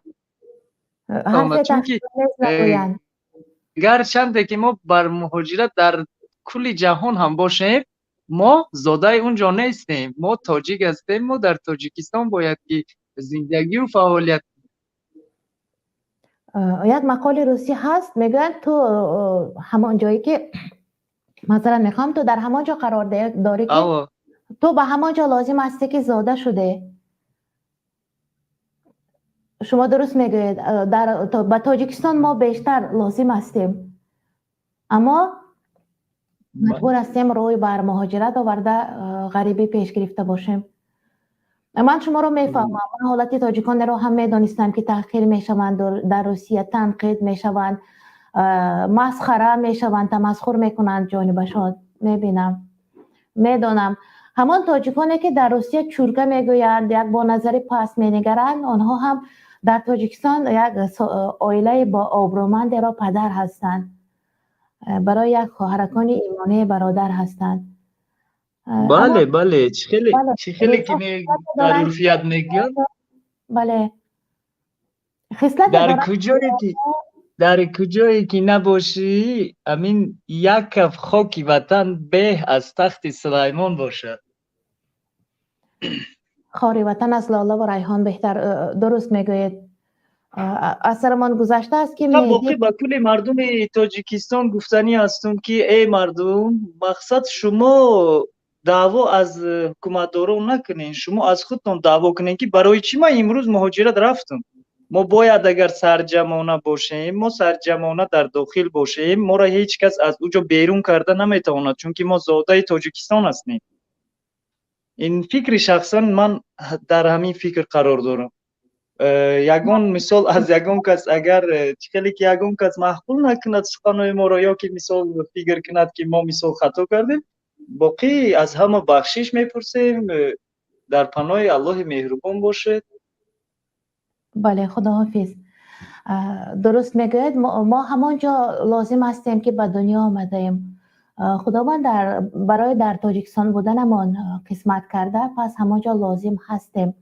در وطن برای مردم روح بالده، یک طبع خوش تقدیم کردن، کار میکردیم، فعالیت میبردیم. مردم پسندمان بودن و به مردم پسند آمده توانسته بودیم. شکر همین کلام خوش دادنش، استعداد گفتار داشتنش که پسند مردم بودیم. اما پسند سران مردم، یعنی راهبران مردم بودن دشوار بود. پسند راهبران بودن، چون که آنها چیزی که آنها میفرمودند نه قابل قبول شریعت اسلام بود، نه قابل قبول یک انسانی هم بود، چون که آدم از خوی غلامیز سگان خوارتر است. من ندیدم که سگ پیش سگ سر خم کرد. خب مردم با پیش بعد پروینه را میپیوندیم. کدام اول وارد شدن؟ پروینه اول وارد شده بودن. خب گوش میکنیم شما را. مردم با پیش. سلام علیکم. و علیکم سلام. گوش میکنم شما را. نمی آپا جون، ما خیلی هست که شما گوش میکنیم. ما همین شما با پدپیسه از دکه دگیم گفتیم با که لایک های میجیقیم. همین خودتان ما یک سوال داشتیم. همین خیلی هست که ما همین چه خیلی بگم مکنیم. همین اصل زود شما فهمیم. شما اگجوین؟ استرافشن، شهر استرافشن باستان، ولایت سوخت. سلامت باشی. اول جان خیلی هست که ما همین فهمیداری بودیم. همین شما را گفتیم من اپا اگجو باشن. همین چی دلی گرده شما ده هست خوش میکردیم. همین خداوند که همین دیگه بنده ها با هم بیتیاد چهره آزاد که همینجا برون چی دلشون ده وای باشد همینجا برون گویان همین گپ باشند. بسیار تشکر. خب تشکر دکتر عزیز. من استراوشنیم. سلامت. تاریخ گواه هست که در استراوشن دایره ادبی وجود داشت. آنجا نادره بیگیم، اویسی، انباراتون، دلشادی برنا، اونجا خیلی نفران هم بودند که فعال بودند، به حد فعال بودند، هم در علم و ادب پیشرفتی، هم سواد سیاسی خوب داشتند. خب پروین رو میپیوندیم. السلام علیکم خواهرم. و علیکم السلام آفرین مجان، ناز شما. تشکر، میشنویم شما را. من همین شما مسئله دیسکریمیناسیون را گپ زدید. من میخواستم که در آینده اگر امکانیت باشد همین مسئله را با مفهومتر فهمانید به همه ما. همین که مسئله دیسکریمیناسیون در خود همین روسیه که نسبت دیگر ملت نژاد میکنن، چخیل همین را تشخیص دادن ممکن، چخیل پیش راهی همین را گرفتن ممکن. اگر یگان کس بر اساس همین دیسکریمیناسیون به شما ظلم کند، آیا شما حق دارید به یگان جا رفته شکایت کنید؟ در مسئله خودی تاجیکستان من مشاهده کردم، دیدم که همین دیسکریمیناسیون هست، نه به نسبت یگان ملت، دین، بلکه نسبتی کمبغلی. یعنی همین کمبغل بودگی تون علاقه سبب میشد که طرفتون یا نگاه نمیکنن یا که دیگه با شما رفتار میکنن، شما پس میزنن. همین مثال عادی که میخوام بیارم، با دوگانم در آمدیم مغازه آب خریدن، تابستان بود گرم. یک تا زنه که بایتر پوشیدگی پیش راهی ما یا گرفت و چیزش پیش از ما موند کسبه. با از وای بایتر زنک آمد و با وای چیزش پیش از وای موند و با وای پیش از همه شو در کسه. یعنی عادی در همین استادن یک کسبه صبر نمیکنن، میخواهن نشان دهند که ما بایتر، ما زورتر. همین را باید یک فهمیم که این درست نیست. حتی در همین شبکه‌های تاجیکستان که من وقتی که بودم نگاه میکردم، میگفتن که فلان راه را دارن درست میکنن، باید همون خانه های همسایگی همون راه باید 2 آشیانه باشد، اگر نباشد زورتون نمیرسد، خانه فرش شده روید. یعنی اصلاح و شرط میمونن که شما باید همین خیلی باید باشد، پولتون نمیرسد باید روید. این ممکن نیست. به نظر من شما از نظر مالی به یک کس شما هم خیلی شرط میمونید. یا که مثلا دکانهای میده بود در شهر دوشنبه، یک شرط موندن که یا ریمون شود، همین هم خیلی یک شرط بود. و خود نماینده پارلمان اومده گپ زد و گفت که زورتون نمیرسد دکاناتون رو ریمون کردن، برای قشلاق و دیگر دهات به کار کنید، جای شما شهر نه. همین مسئله مهاجرتی که شما در نظر میگیرید، باز یک بار دیگه با همین موضوع شما و میخوام برگردم که آخران بار که در فرودگاه تاجیکستان بودم، چون که شهروندی دیگر دولت رو دارم، به من گفتن ها این بیژنیست پناهنده. بعد من گشتم گفتم که نه که ما دانشجو بوده رفتیم، ها شهروندی رو گرفتیم، لیکن شرط نه از طریق پناهندگی همه گیرن. یعنی من میخوام گفتن که با قول اوروزها мы не от хорошей жизни уезжаем из Таджикистана. یعنی یک سبب هست، مالی، فرهنگی، امکانیت نداره در تاجیکستان برای رشد. درست میفهمم. همین رو خواستم به شما گویم که اگر امکانیت باشد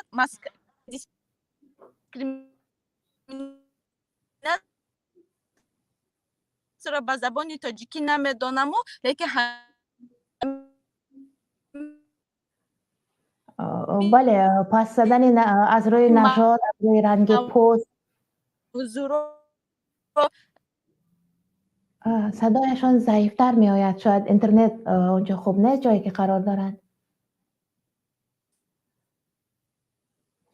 خب بابت دیسکریمیناسیون، یک ورزشکار بود، محمد علی کرد نامش را اسلام پذیرفت و یگانه سبب اولینش، سبب برترش برای قبول دین اسلام این همین حالت بود که در مسلمانان دیسکریمیناسیون را ندید، یعنی در دین اسلام نیست. نه صدایشان خوب نامد و ما مجبور شدیم قطع کنیم. پروین خواهرم درست است، این یک حالت ناگوار است که نسبت انسان ظهور می شود از نفران دیگر که خود را بالاتر می پندارند و در خصلت مردم روسیه همه چیز خیلی عیانتر است، خیلی عیانتر است. حتی در زمان شوروی هم خود را بالاتر از دیگر ملت های 14 کشور دیگر می دانستند. خود روسیه هم یکی از این ریسپوبلیکا ها بود. نفری که دوچار می شود، ناهنجار می شود، خود را کمی ناچار حس می کند، نادرست غمگین می شود. و همین کاسیوس کلی که نامش را محمد علی کرده اسلام پذیرفت، او خودش گفته بود که در بین مسلمانان اسلامیان سفید پوست هم مرا یگان بار تحقیر از سیاه پوستی هم نکردند. هرچند من چمپیون جهان هم شدم، چون بر وطنم برگشتم خواستم که از یک دکان نوشاک قهوه گیرم، مرا در قطار آخران ماندند و من با یک نگاه تمسخر نگریستند که من باید در قطار آخرین باشم یا به این دکان سفید پوستان ندرایم، هرچند که در کشورهای آنها هم ممنوع است، در تمام کشورهای دنیا ممنوع است، از روی پوست، نژاد، رنگ پوست، از روی زبان، از روی دین، ملت، ثروتمندی و قشاقی، از روی لباس مردم را جدا میکردگی ها، اینها فقط چشم سر دارند، چشم دلشان نیست، چشم دل ندارند. و افسوس که همین کمبودی، همین پرابلم وجود دارد. فرصت برنامه کمتر است. فرع میپیوندیم، فرع نام گذاشتن خودشان را. فرع اگر بروسی گویم چی نمیدانم، اما همراه کنند فرح میشه. سلام علیکم. و علیکم سلام. گوش میکنم شما را. من یک سخن دارم. مرحمت. همین برنامه تانم من یک چند بار تماشا کردم. مقصد این برنامه را من فهمیدم. برنامه در نسبت چیز برنامه میپرسیدن مقصد برنامه چی باشد. هر یک برنامه موضوع را مطرح میکند، موضوع را فرا میگیرد و این برنامه در موضوع مهاجرت اجباری است، مجبوری و ناچاری، یا که از روی هوس به خاطر بهتر کردن سطح زندگی است. بالای همین موضوع حرف میزنیم. اولین موضوع مثلا برای دعای مادر بود، قدر مادر بود، از همین آغاز کرده آمدیم. موضوع فهمه اپا جان من میخوادم یک مهاجرم. من مهاجر از معنی که مهاجری که من خودم در شهر دوبایم. من مثال چند همی برنامه‌ای که پروگرام‌هایی که رنگ همی خطان در پرمای افیر هوی میکنن چند خی گپا مثال من مثال پشتی ما بگویز پشتی وطن بگیرم یا پشتی والله بالله تالله اپا ما ایو طرفا نیستم. ما روی حق گام میزنم. نه که من خودم مسکو در چند سالا کار کردگیم اپا. از نه دختری که درآمد گپ زد گوشش کردم گپش همون در کسات درآمدن این خشید و این خشید. برای چی اپا جان من یک سوال میتیم که همین بسیار همین مهاجرایی که ایسینی من خودم اپا والله قسم در روسیه من دوارنکی کار کردگیم. همین من یک چیز فهمیدم همین مهاجرایی که بسیار دمو روسیه هم با گپ میزنن وطن تحقیق برای چی آذربایجان و ارمنیا و هوایی را اونجا مهاجری میرن خیلی خچون بیزنس خچون هوی میکنن خچون بکلای خچون کار میکنن در تای دست وایو داج رسو کار میکنن. خلق مهاجر ما مثال سواد نداره بسیاریش. این مثال ایرا باید هر یک آدم باید بخونه با آموزه مثال چی کنه همین خیلی گپا مثال دیگه عیب میشود در هر یک آدم و بسیاریش میبرن میگن با او روز یه سایت دیگه درما میگه که در جا ما بریم بخونیم در تاجیکستان سواد نیست. آدم میخوندگی اپا ما خودم در مصر خوندگیم چند ساله. ما الحمدلله 4 زمانه میدونم شو در مسکو هم عذاب سکش دگیم. نه که وقتی فهمیدم خوندم بعد چی کردم گفتم نه ایخی نمیشه و بس خودت عروبت در اوخلی وطنت نپرتو در اوخلی پدر مادرت نپرتو خودت بخی کار که زندگی تا پیش بر با علمت با سعودت با یکان پیش روید. ما مقصد ما همیه مثال دیگه زبان دیگه ملت ها را میبینی کار میکنن بیزنس های خچون همشون 100%. ایما میرون سترویکا 4-5 ما با اونها اینه بچه رئیس نه خیکت ایش مثال بعد دمه و خیلی چی میدرویم.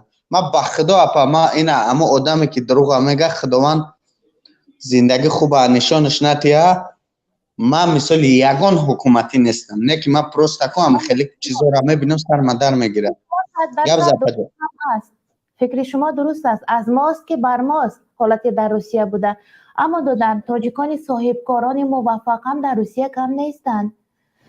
چون که یک مثال عادی وقتی با آینه حال با نظر و 60 نفر صاحبکار مجلس راستن در مسکو، آنها 60 نفر صاحب یک زواد و فابریکه های خودشان بودند. 60 نفر کم نیستند. در یک خود مسکو آنها مجلس راستن، شاید از دیگر ولایت های روسیه هم بودند.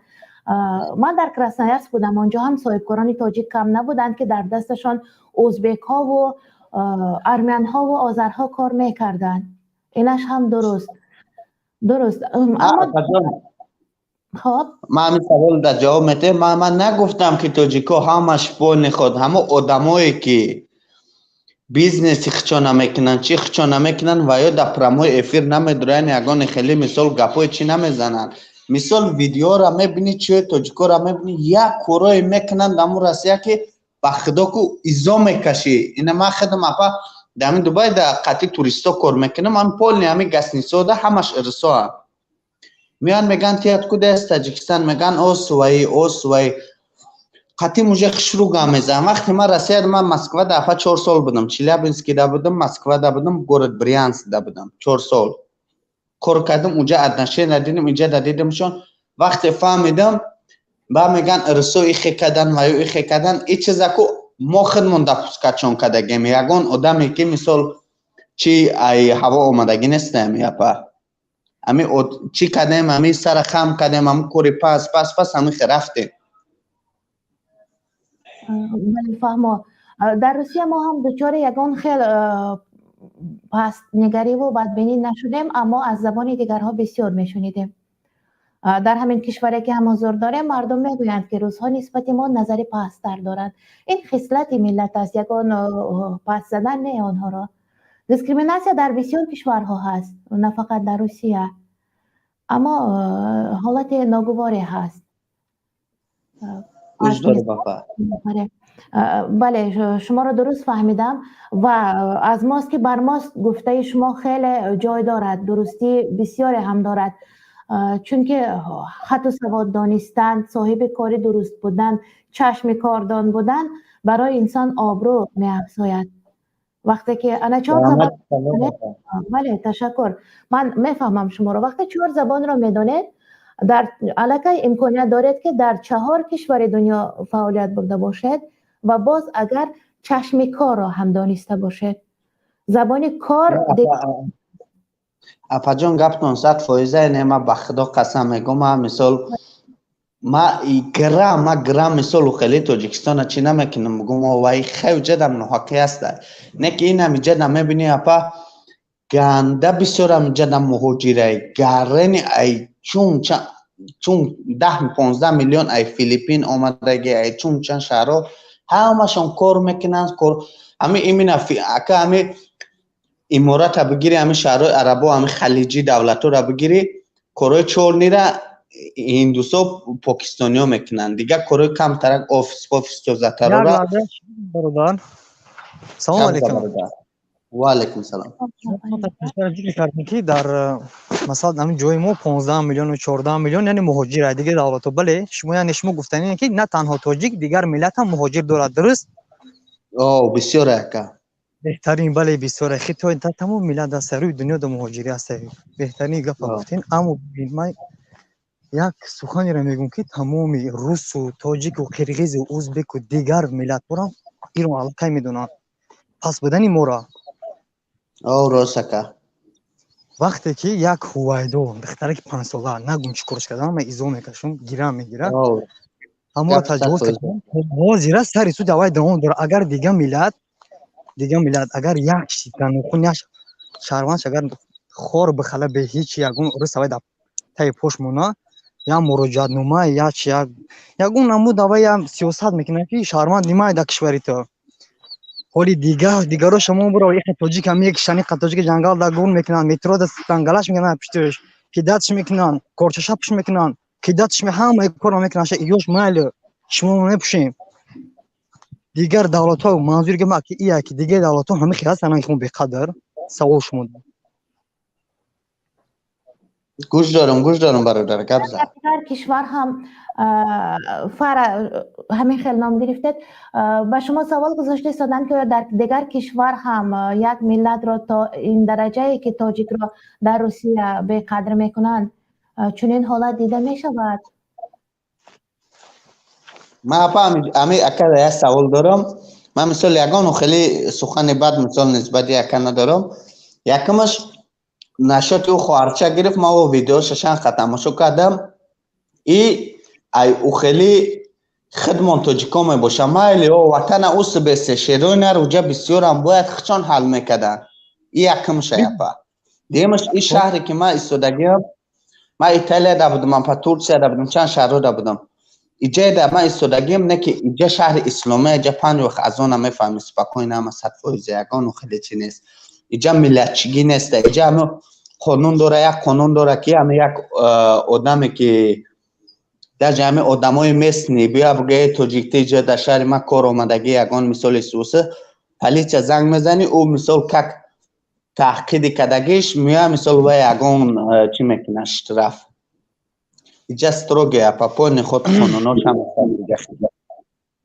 فهمه اما نسبت به روسیه خیلی فرق میکند دولت اسلامی است خیلی فرق خب باز یک نفر در خط علاقه هستند شما برادر ممکنه گوزنم اپا اگر ممکن باشه بله برادر جان اکای دولار گفت که یعنی هستن شیرینار رو که باید خوشون حال کنن درست همه که گفتنی شیرینار او برات واقعا درست گفتی هستن شیرینار که واقعا میخوان اگه ما کمک کنن دست یاری درست کنن اما یک تا شیریناری بکی ایزاد اما گجا شد عاقبت گجا شد واقعا یاردم میکرد واقعا نه برای نام بلند کردن نه برای اون چیز دیگه گجا شد شیرینار ما برادر جان نمی سوال ما نشد عزت امان ما هم برادر نبرد ما پشتیبانی هوایم گوش که برادر گوش که ما پشتیبانی هوایم هم برنامه‌اش چند بار تماشا کردگی ما مخلص شم خیلی خداوند الله مهربان ای مشکلاتش او خیلی چیز کنه و سانش بگردانه هویش کنن مثال کاری ای خیلی پس کار بره خیلی شود برادر ترنگ ما مثال پالیتیکا را یکون چیزا نمیفهمی خیلی خیلی بسیار در یا پرابلمای چقدر ندوست خیلی بخدا میگم برات ما پالیتیکا را نمیفهم درست اما مرا کنستیتوسیا حق ده که ما ای حق خودم دفاع کنم اور درست میگی من نمیفهمم کنستیتوسیا گپ زده سه گوش که برادر تم کنستیتوسیا را شروع بکن خیلی گپ دیگه گپ نمیزنی بخاطر که ما پدرم میبریم سواد بگی تا ای بایکی دیگه ترسیا برا گوش که برادر گوش که نیمی گوش که یا مینو خب خاموش کردم غوا تبدیل شد ما از موضوع خیلی بیرون شدیم موضوع تماما دیگر بود برادر عبدالله شما را گوش میکنیم عبدالله نام دارد یا سلام علیکم و رحمت الله و برکاته اسدالله و علیکم السلام سلام علیکم و رحمت الله و برکاته میشنویم مرا بله میشنویم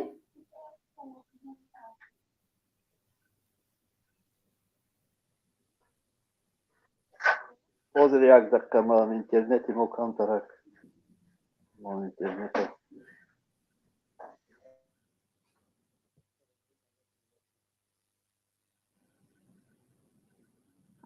میشنوم شما را این آخرین نفری که ما هستیم میشنوم خوب شد بله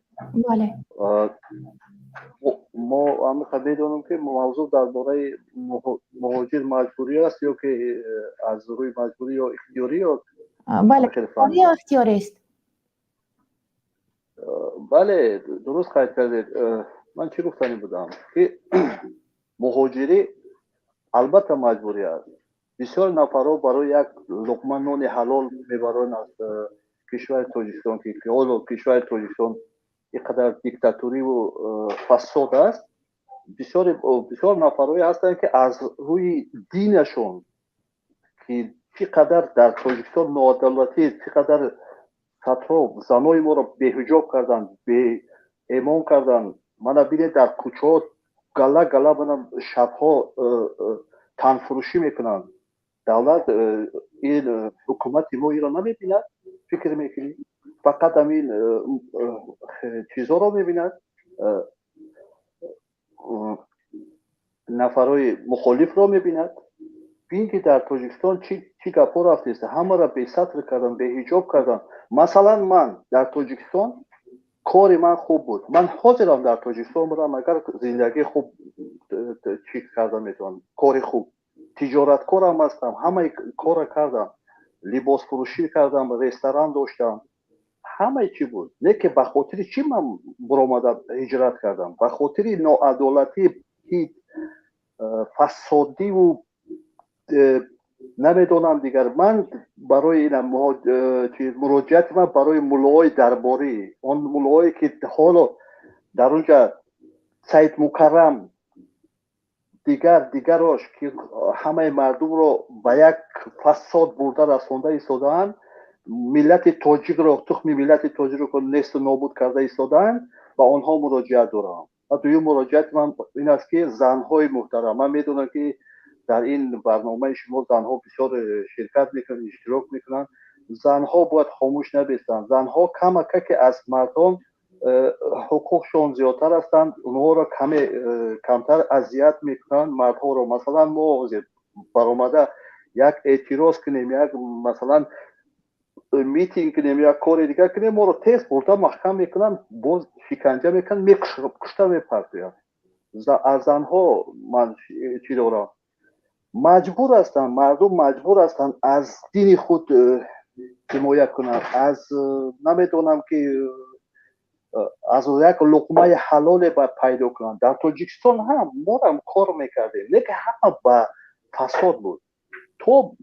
تو پول نمیدادی در همون مثال نچلنیک میلیسیا یا که اوچاسکوی منطقه یا دیگرش بسیار اونجا مثلا می اومدن در کار تو دخالت میکردن، در درآمد تو دخالت میکردن. نفرها باز در همین تاجیکستان هم نفرهایی بودن که برای یک چیز ناچیز برده یک برادر خودش از سیر اسرار، مثلا خطیب یک نفر کار میکند، من میخوای شدم که نفر خطیب کار میکند، تاجیک است، تا حتی او را خانهش میدونی، من از یک خیش تبارم دارد خطیب، نه که چی کار میکنم، همین سیر اسرار اکرام میدن که همین مثلا اسدالله همین قدر روزش را کار میکنه، من از رستورانش اینقدر فایده میبیرد. از همین نفرهایی که خودت برده در همون مقاماتا برده میفروشن. مقاماتا چیکار میکنن؟ فیرات میکنن، اول به خوبی دیگه برادر ما هم زندگی داریم، بیار اینجا پولی ما را بده پاره. مثلا شخصا من قبول ندارم پاره. من مثال از چیز شریعت قبول ندارم که پاره بده به نفری. اگر روز $1000 هم که کار میکردم، من این خیلی بیناموسی به شرفی در کار نیست. ما به خاطر همون هجرت کردیم. نفرهایی هستن که زیاد از 90% تاجیکستان هجرت میکنن، یک لقمه نان پیدا کنن، یک زندگی خوب. از همه این گناهکار این دیکتاتوری خودکامه که اولادان همه را از خود کردگی است، همه این را میدونند، همه این تاجیکستانی ها این را میدونند، بازم پیشگیری میکنند. او را تماما پیشگیری نکنید. برای این سخن خودتان گپ زنید، سخن حقیقت گپ زنید. چیگر کار مثلا یک خیلی گپ میزه، یک خیلی چی میکنن که как будто تاجیکستان بیشتر و خیلی هیچی نیست. من توجیکستان بسیار دوست دارم. باد و هواشا، خلقشا که قدر مهربان است، مهمان نواز است، مثلا همین قدر چیز است، چی میگن، دلسوز و مهربان است. اما در بالاشتن اونا نمیدونم کی باشن. اونا فکر میکن توجیک نیستن، خونی توجیکی هم ندارن. بیایید همه کسا مردم دیگر بس هست دیگر، دروغگویی شیطانی، حقیقت رو گپ زنید. در اینجا برآمده در رسانه ها گپ زنید، حقیقت چیز است، حقیقت رو گپ زنید. بازم یک انقلاب کردن در کار، این ظلم و ستم این دیکتات رو از بین بردن در کار. یک نفری که یک ذره در ملت خود فکر ملت خود رو میکنه، بازم دیگر همین را گفتنی بودم. خب فهمو. یکی از سبب های دیگری را ذکر کردید که من گفته نگذاشتم، این آزادی دینی در تاجیکستان تماما زیر فشار است، محدود است و همین سبب می شود که بیرون می شوند. چرا در باغچه بچگان باز قانون برآورده است ماه ینور 2021 قانون برآورده که با لباس بیگانه، خودش چی است لباس بیگانه؟ همین سطر زنی ما، چادر سر زنی ما را تو بیگانه میگی؟ چرا برای با مینی یوبکا با شورتیک برهنه میروند؟ این بیگانه نیست؟ این هم بیگانه است. برای چی با اروپایی ممکن بود است تو با یک زنی بخواهد که یک زنی در حقیقت شرم میکند، از الله شرم میکند، میترسد، خدا ترسد، چرا او را نمیمونی که با یک لباس خودش با وارد من نکاحخانه ها شود یا که با دکترها شفاخانه ها همه را محدود کردن. در اونجا نویستن همه را خیلی چیز موندن، کرست موندن که با لباس بیگانه وارد شدن من است. این خودش چی است؟ یک سوال من با همین این خودش چی است؟ این یک نمود سیاست است که با یک موضوع نوچیز، مثلا با یک لباس میچسبند، با یک نیم متر متای بالای سر زنها میچسبند و مردم رو با همین آواره میکنند. مردم از هراس همین که مبادا با رومال وارد شدن نمیگذارند، با همین چیز آواره میکنند. کارمندان خودشان را هم با همین چیز آواره میکنند تا مردم دیگر گمراه باشند و از گناه ها، جنایت هایی که اینها میکنند بیخبر مانند. فکری من است، شاید چنین هم باشد. این فکری من.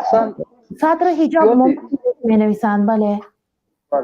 زیاد مردمی که کمک که در دل خود از خدا میترسند و ایمان دارند، از تاجیکستان به خاطر چیز هجرت میکنن؟ به خاطر دین آیین خودشون، دفاع حقوق دینیشان. درست.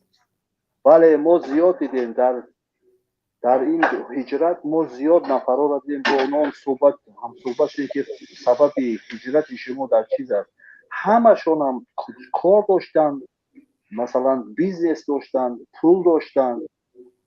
بسیار نفرهایی که پول داشتن، چی داشتن؟ این عمر علی قوتوف برای چی کشتن؟ پول داشت و بیزنس داشت، هر دستی او بود برده در کشتن. به خاطر که چی برآمد؟ به خاطر که ناعدالتی، بسیار ستم، ظلم و دیکتاتوری برآمد. مردم همینجا، مردمی که با روسیه و با دیگر طرف‌ها سفر میکنن، این با یک مشکلی پولی نیست. در تاجیکستان هم یک کار کنی همون زندگی تا خدا الله میرسونه.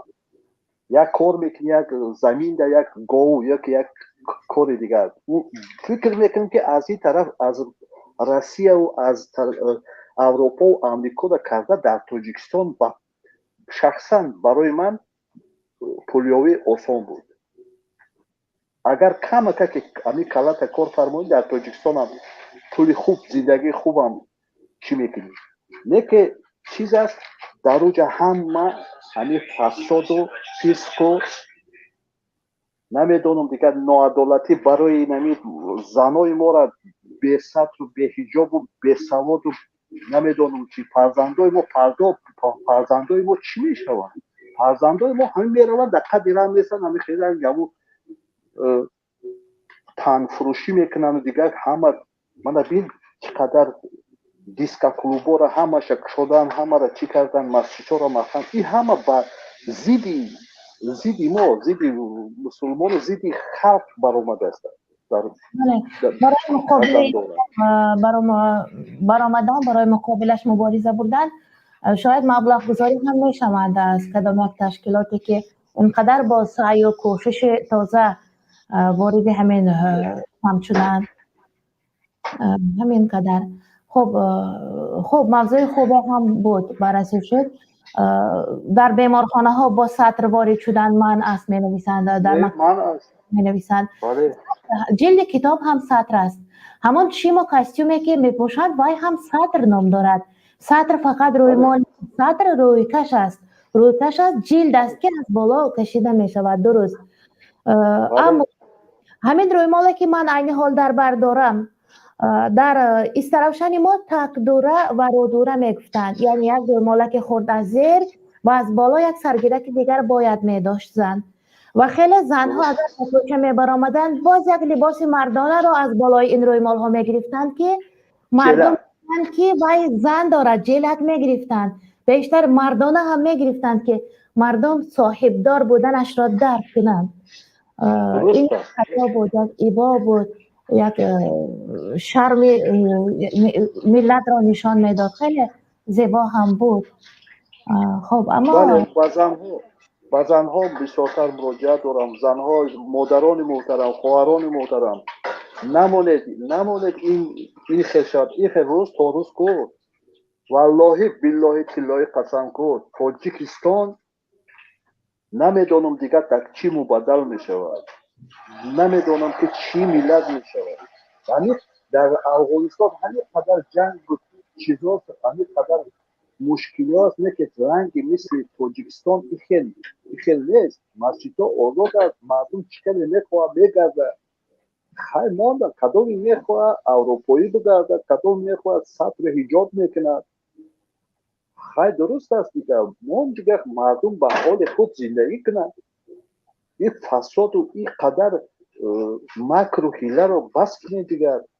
یه چی گفت است که مردم تاجیک مردم همه را پریشان کرده به همین کارهای بد اخلاقتون، همه را فساد کرده. از همین که جای میری حاضر پول در کنه یک سپرافکه این همی که باید او را دمود مثلا جماعت بته یا که یک چیز دیگه بته همونجا میری پول میتی. چی را پس خودش میری یک معلم در یک جو مثلا یک چی بگم درخواست میکنی، یک مثلا یک حجت مثلا میگیریم مستجی تستا سپرافکا میگه میری همونجا دا حاضر رئیس نیسته انا فلانیه هم مقصد چه شفشف نکن. خیلی خودت میدونی که این با هم برامده برای زندگی بگیر حکومت تو داری معاش زیاد کن. برای چی در دیگر طرف ها فساد نیست، زیاد که نیست. همین طرف ها در پولیس در یک کس اگر 5 دلار اگر پریلگت کنه که من 5 دلار همون 5 دلار کتی برده 5 سال محکمت میکنه و خاطر تک پول داوچی میکنی. 7,000 دلار یورو معاش میگیره او همون مقامات چی بده مقامات چی که کامرا مونده ایجاش که دیگه فساد است. همین فساد اگون کد برای چی در ازبکستان میرزایف وقتی که شوکت میرزایف رئیس جمهور شد قسم قرآنمون بینید قرآنمون در همه مقامات آورد دست به در قرآن و قسم بخور که تو پورا نمیگیری غیر از حقیقت دیگر یگان کار نمیکنی. قسم خوردم. روزی گذشته یک نویگری بود که یک پروکوروری که 5,000 دلار پوره را رد کرد برای یک قدردانی که قدرشناسی کردن چی تحفه هم دادن. هرچند تحفه ناارزنده است اما او از فساد دست کشیدنش این پیشرفت هست. این وقتی که این خیلی کردی بعد پیشروی میشد، بعد تاجیکستان برکت میشد، صف مهاجر کم میشد، بازم تاجیکستان گلگل و گلشکوفان میشد. در حلال بله این فکر باید مقامات این دولت ما حکومت ما این فکر باید بکنه به خاطری که الله به خاطر ملت خودش به خاطر یک قدر قیمت خودش که در پیش خلق قدر قیمت پیدا کنه به خاطر همین به قدر و به قیمت شده از هر جا با اون حکومت ظالم سنگزنی میکنن از این کما این نه بگیم بر روسی ژورنال شه حاضر این کاری که میکنن این خودشون قول خودشون کندستیان بازم بدتر میشود من این مطمئن هستم که بدتر میشد و بهتر نیست برای همون من با حکومت این دیکتاتور گپ میخوام مراجعت کنم که بس کنید ظلم رو از سر مردم بکشید دستی خود رو ماند مردم یک آسوده‌حالانه از برای خدا زندگی کنن بس از دیگر با این ملاهای درباری هم مراجعت میکنم که همه چی گپ است این خلق گمراه کرده و کدام کجا میبرید بله برادر بهترین گفتید ما هم البته جانبدار هستیم ما هم بر همین حکومت دیکتاتوری هستیم در 3 سال فعالیتش رئیس جمهوری ازبکستان در 3 سال فعالیت قریب ریشه‌کن کرده تا فساد را و او توانست که بعد 3 سال فعالیت او در یک کشور پیشرفته پولش مثلا هر ماه یک تا ژورنال درباره ازبکستان چاپ می شود این یک پیشرفت بزرگ است علاقه با کدام یک کشورهای اروپا همکاری کرده دانشگاه ها باز کردن در ازبکستان و از دانشگاه ها یک تا هم نیست کار کرده ایستاده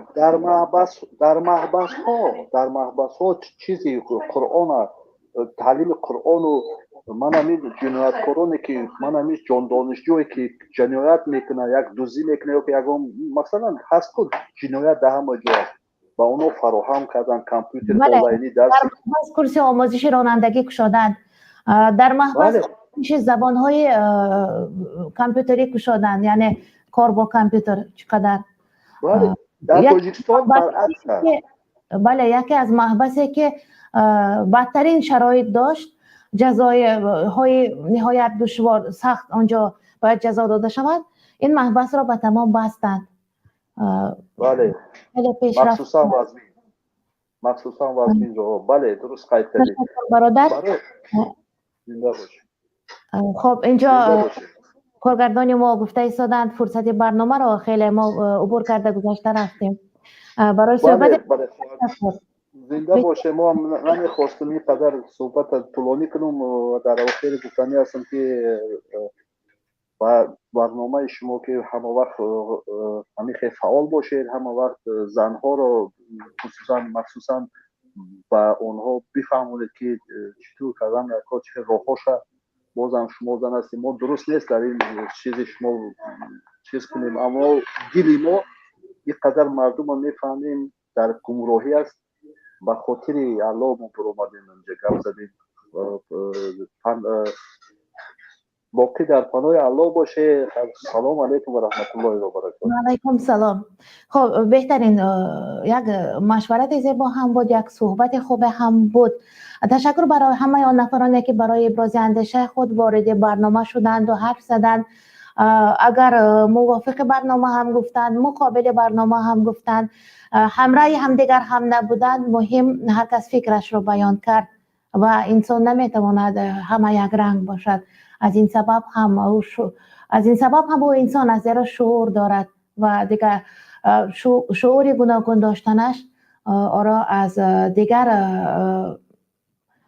جانوران فرق میکناند شعور داشتنش عقل داشتنش ذکاوت داشتنش برنامه پرنده های مهاجر بود تا برنامه های دیگر همه شما را بر پناه خداوند کریم میسپارم بر پناه پاک سبحان کریم شاد باشید عزیزان حلیم بار دیگر خاطر رسان میکنم برنامه من بعد در موضوع وقتا که زن مهاجر است بخشیده می شود و خواهران عزیز آماده باشید در برنامه من بعد البته همه راز و نیاز شما را گوش خواهیم کرد تشکر بار دیگر برای وقتی پرقیمت خود را جدا کرده با ما هم صحبت شدن تا برنامه های دیگر در پناه خدا السلام علیکم و رحمت الله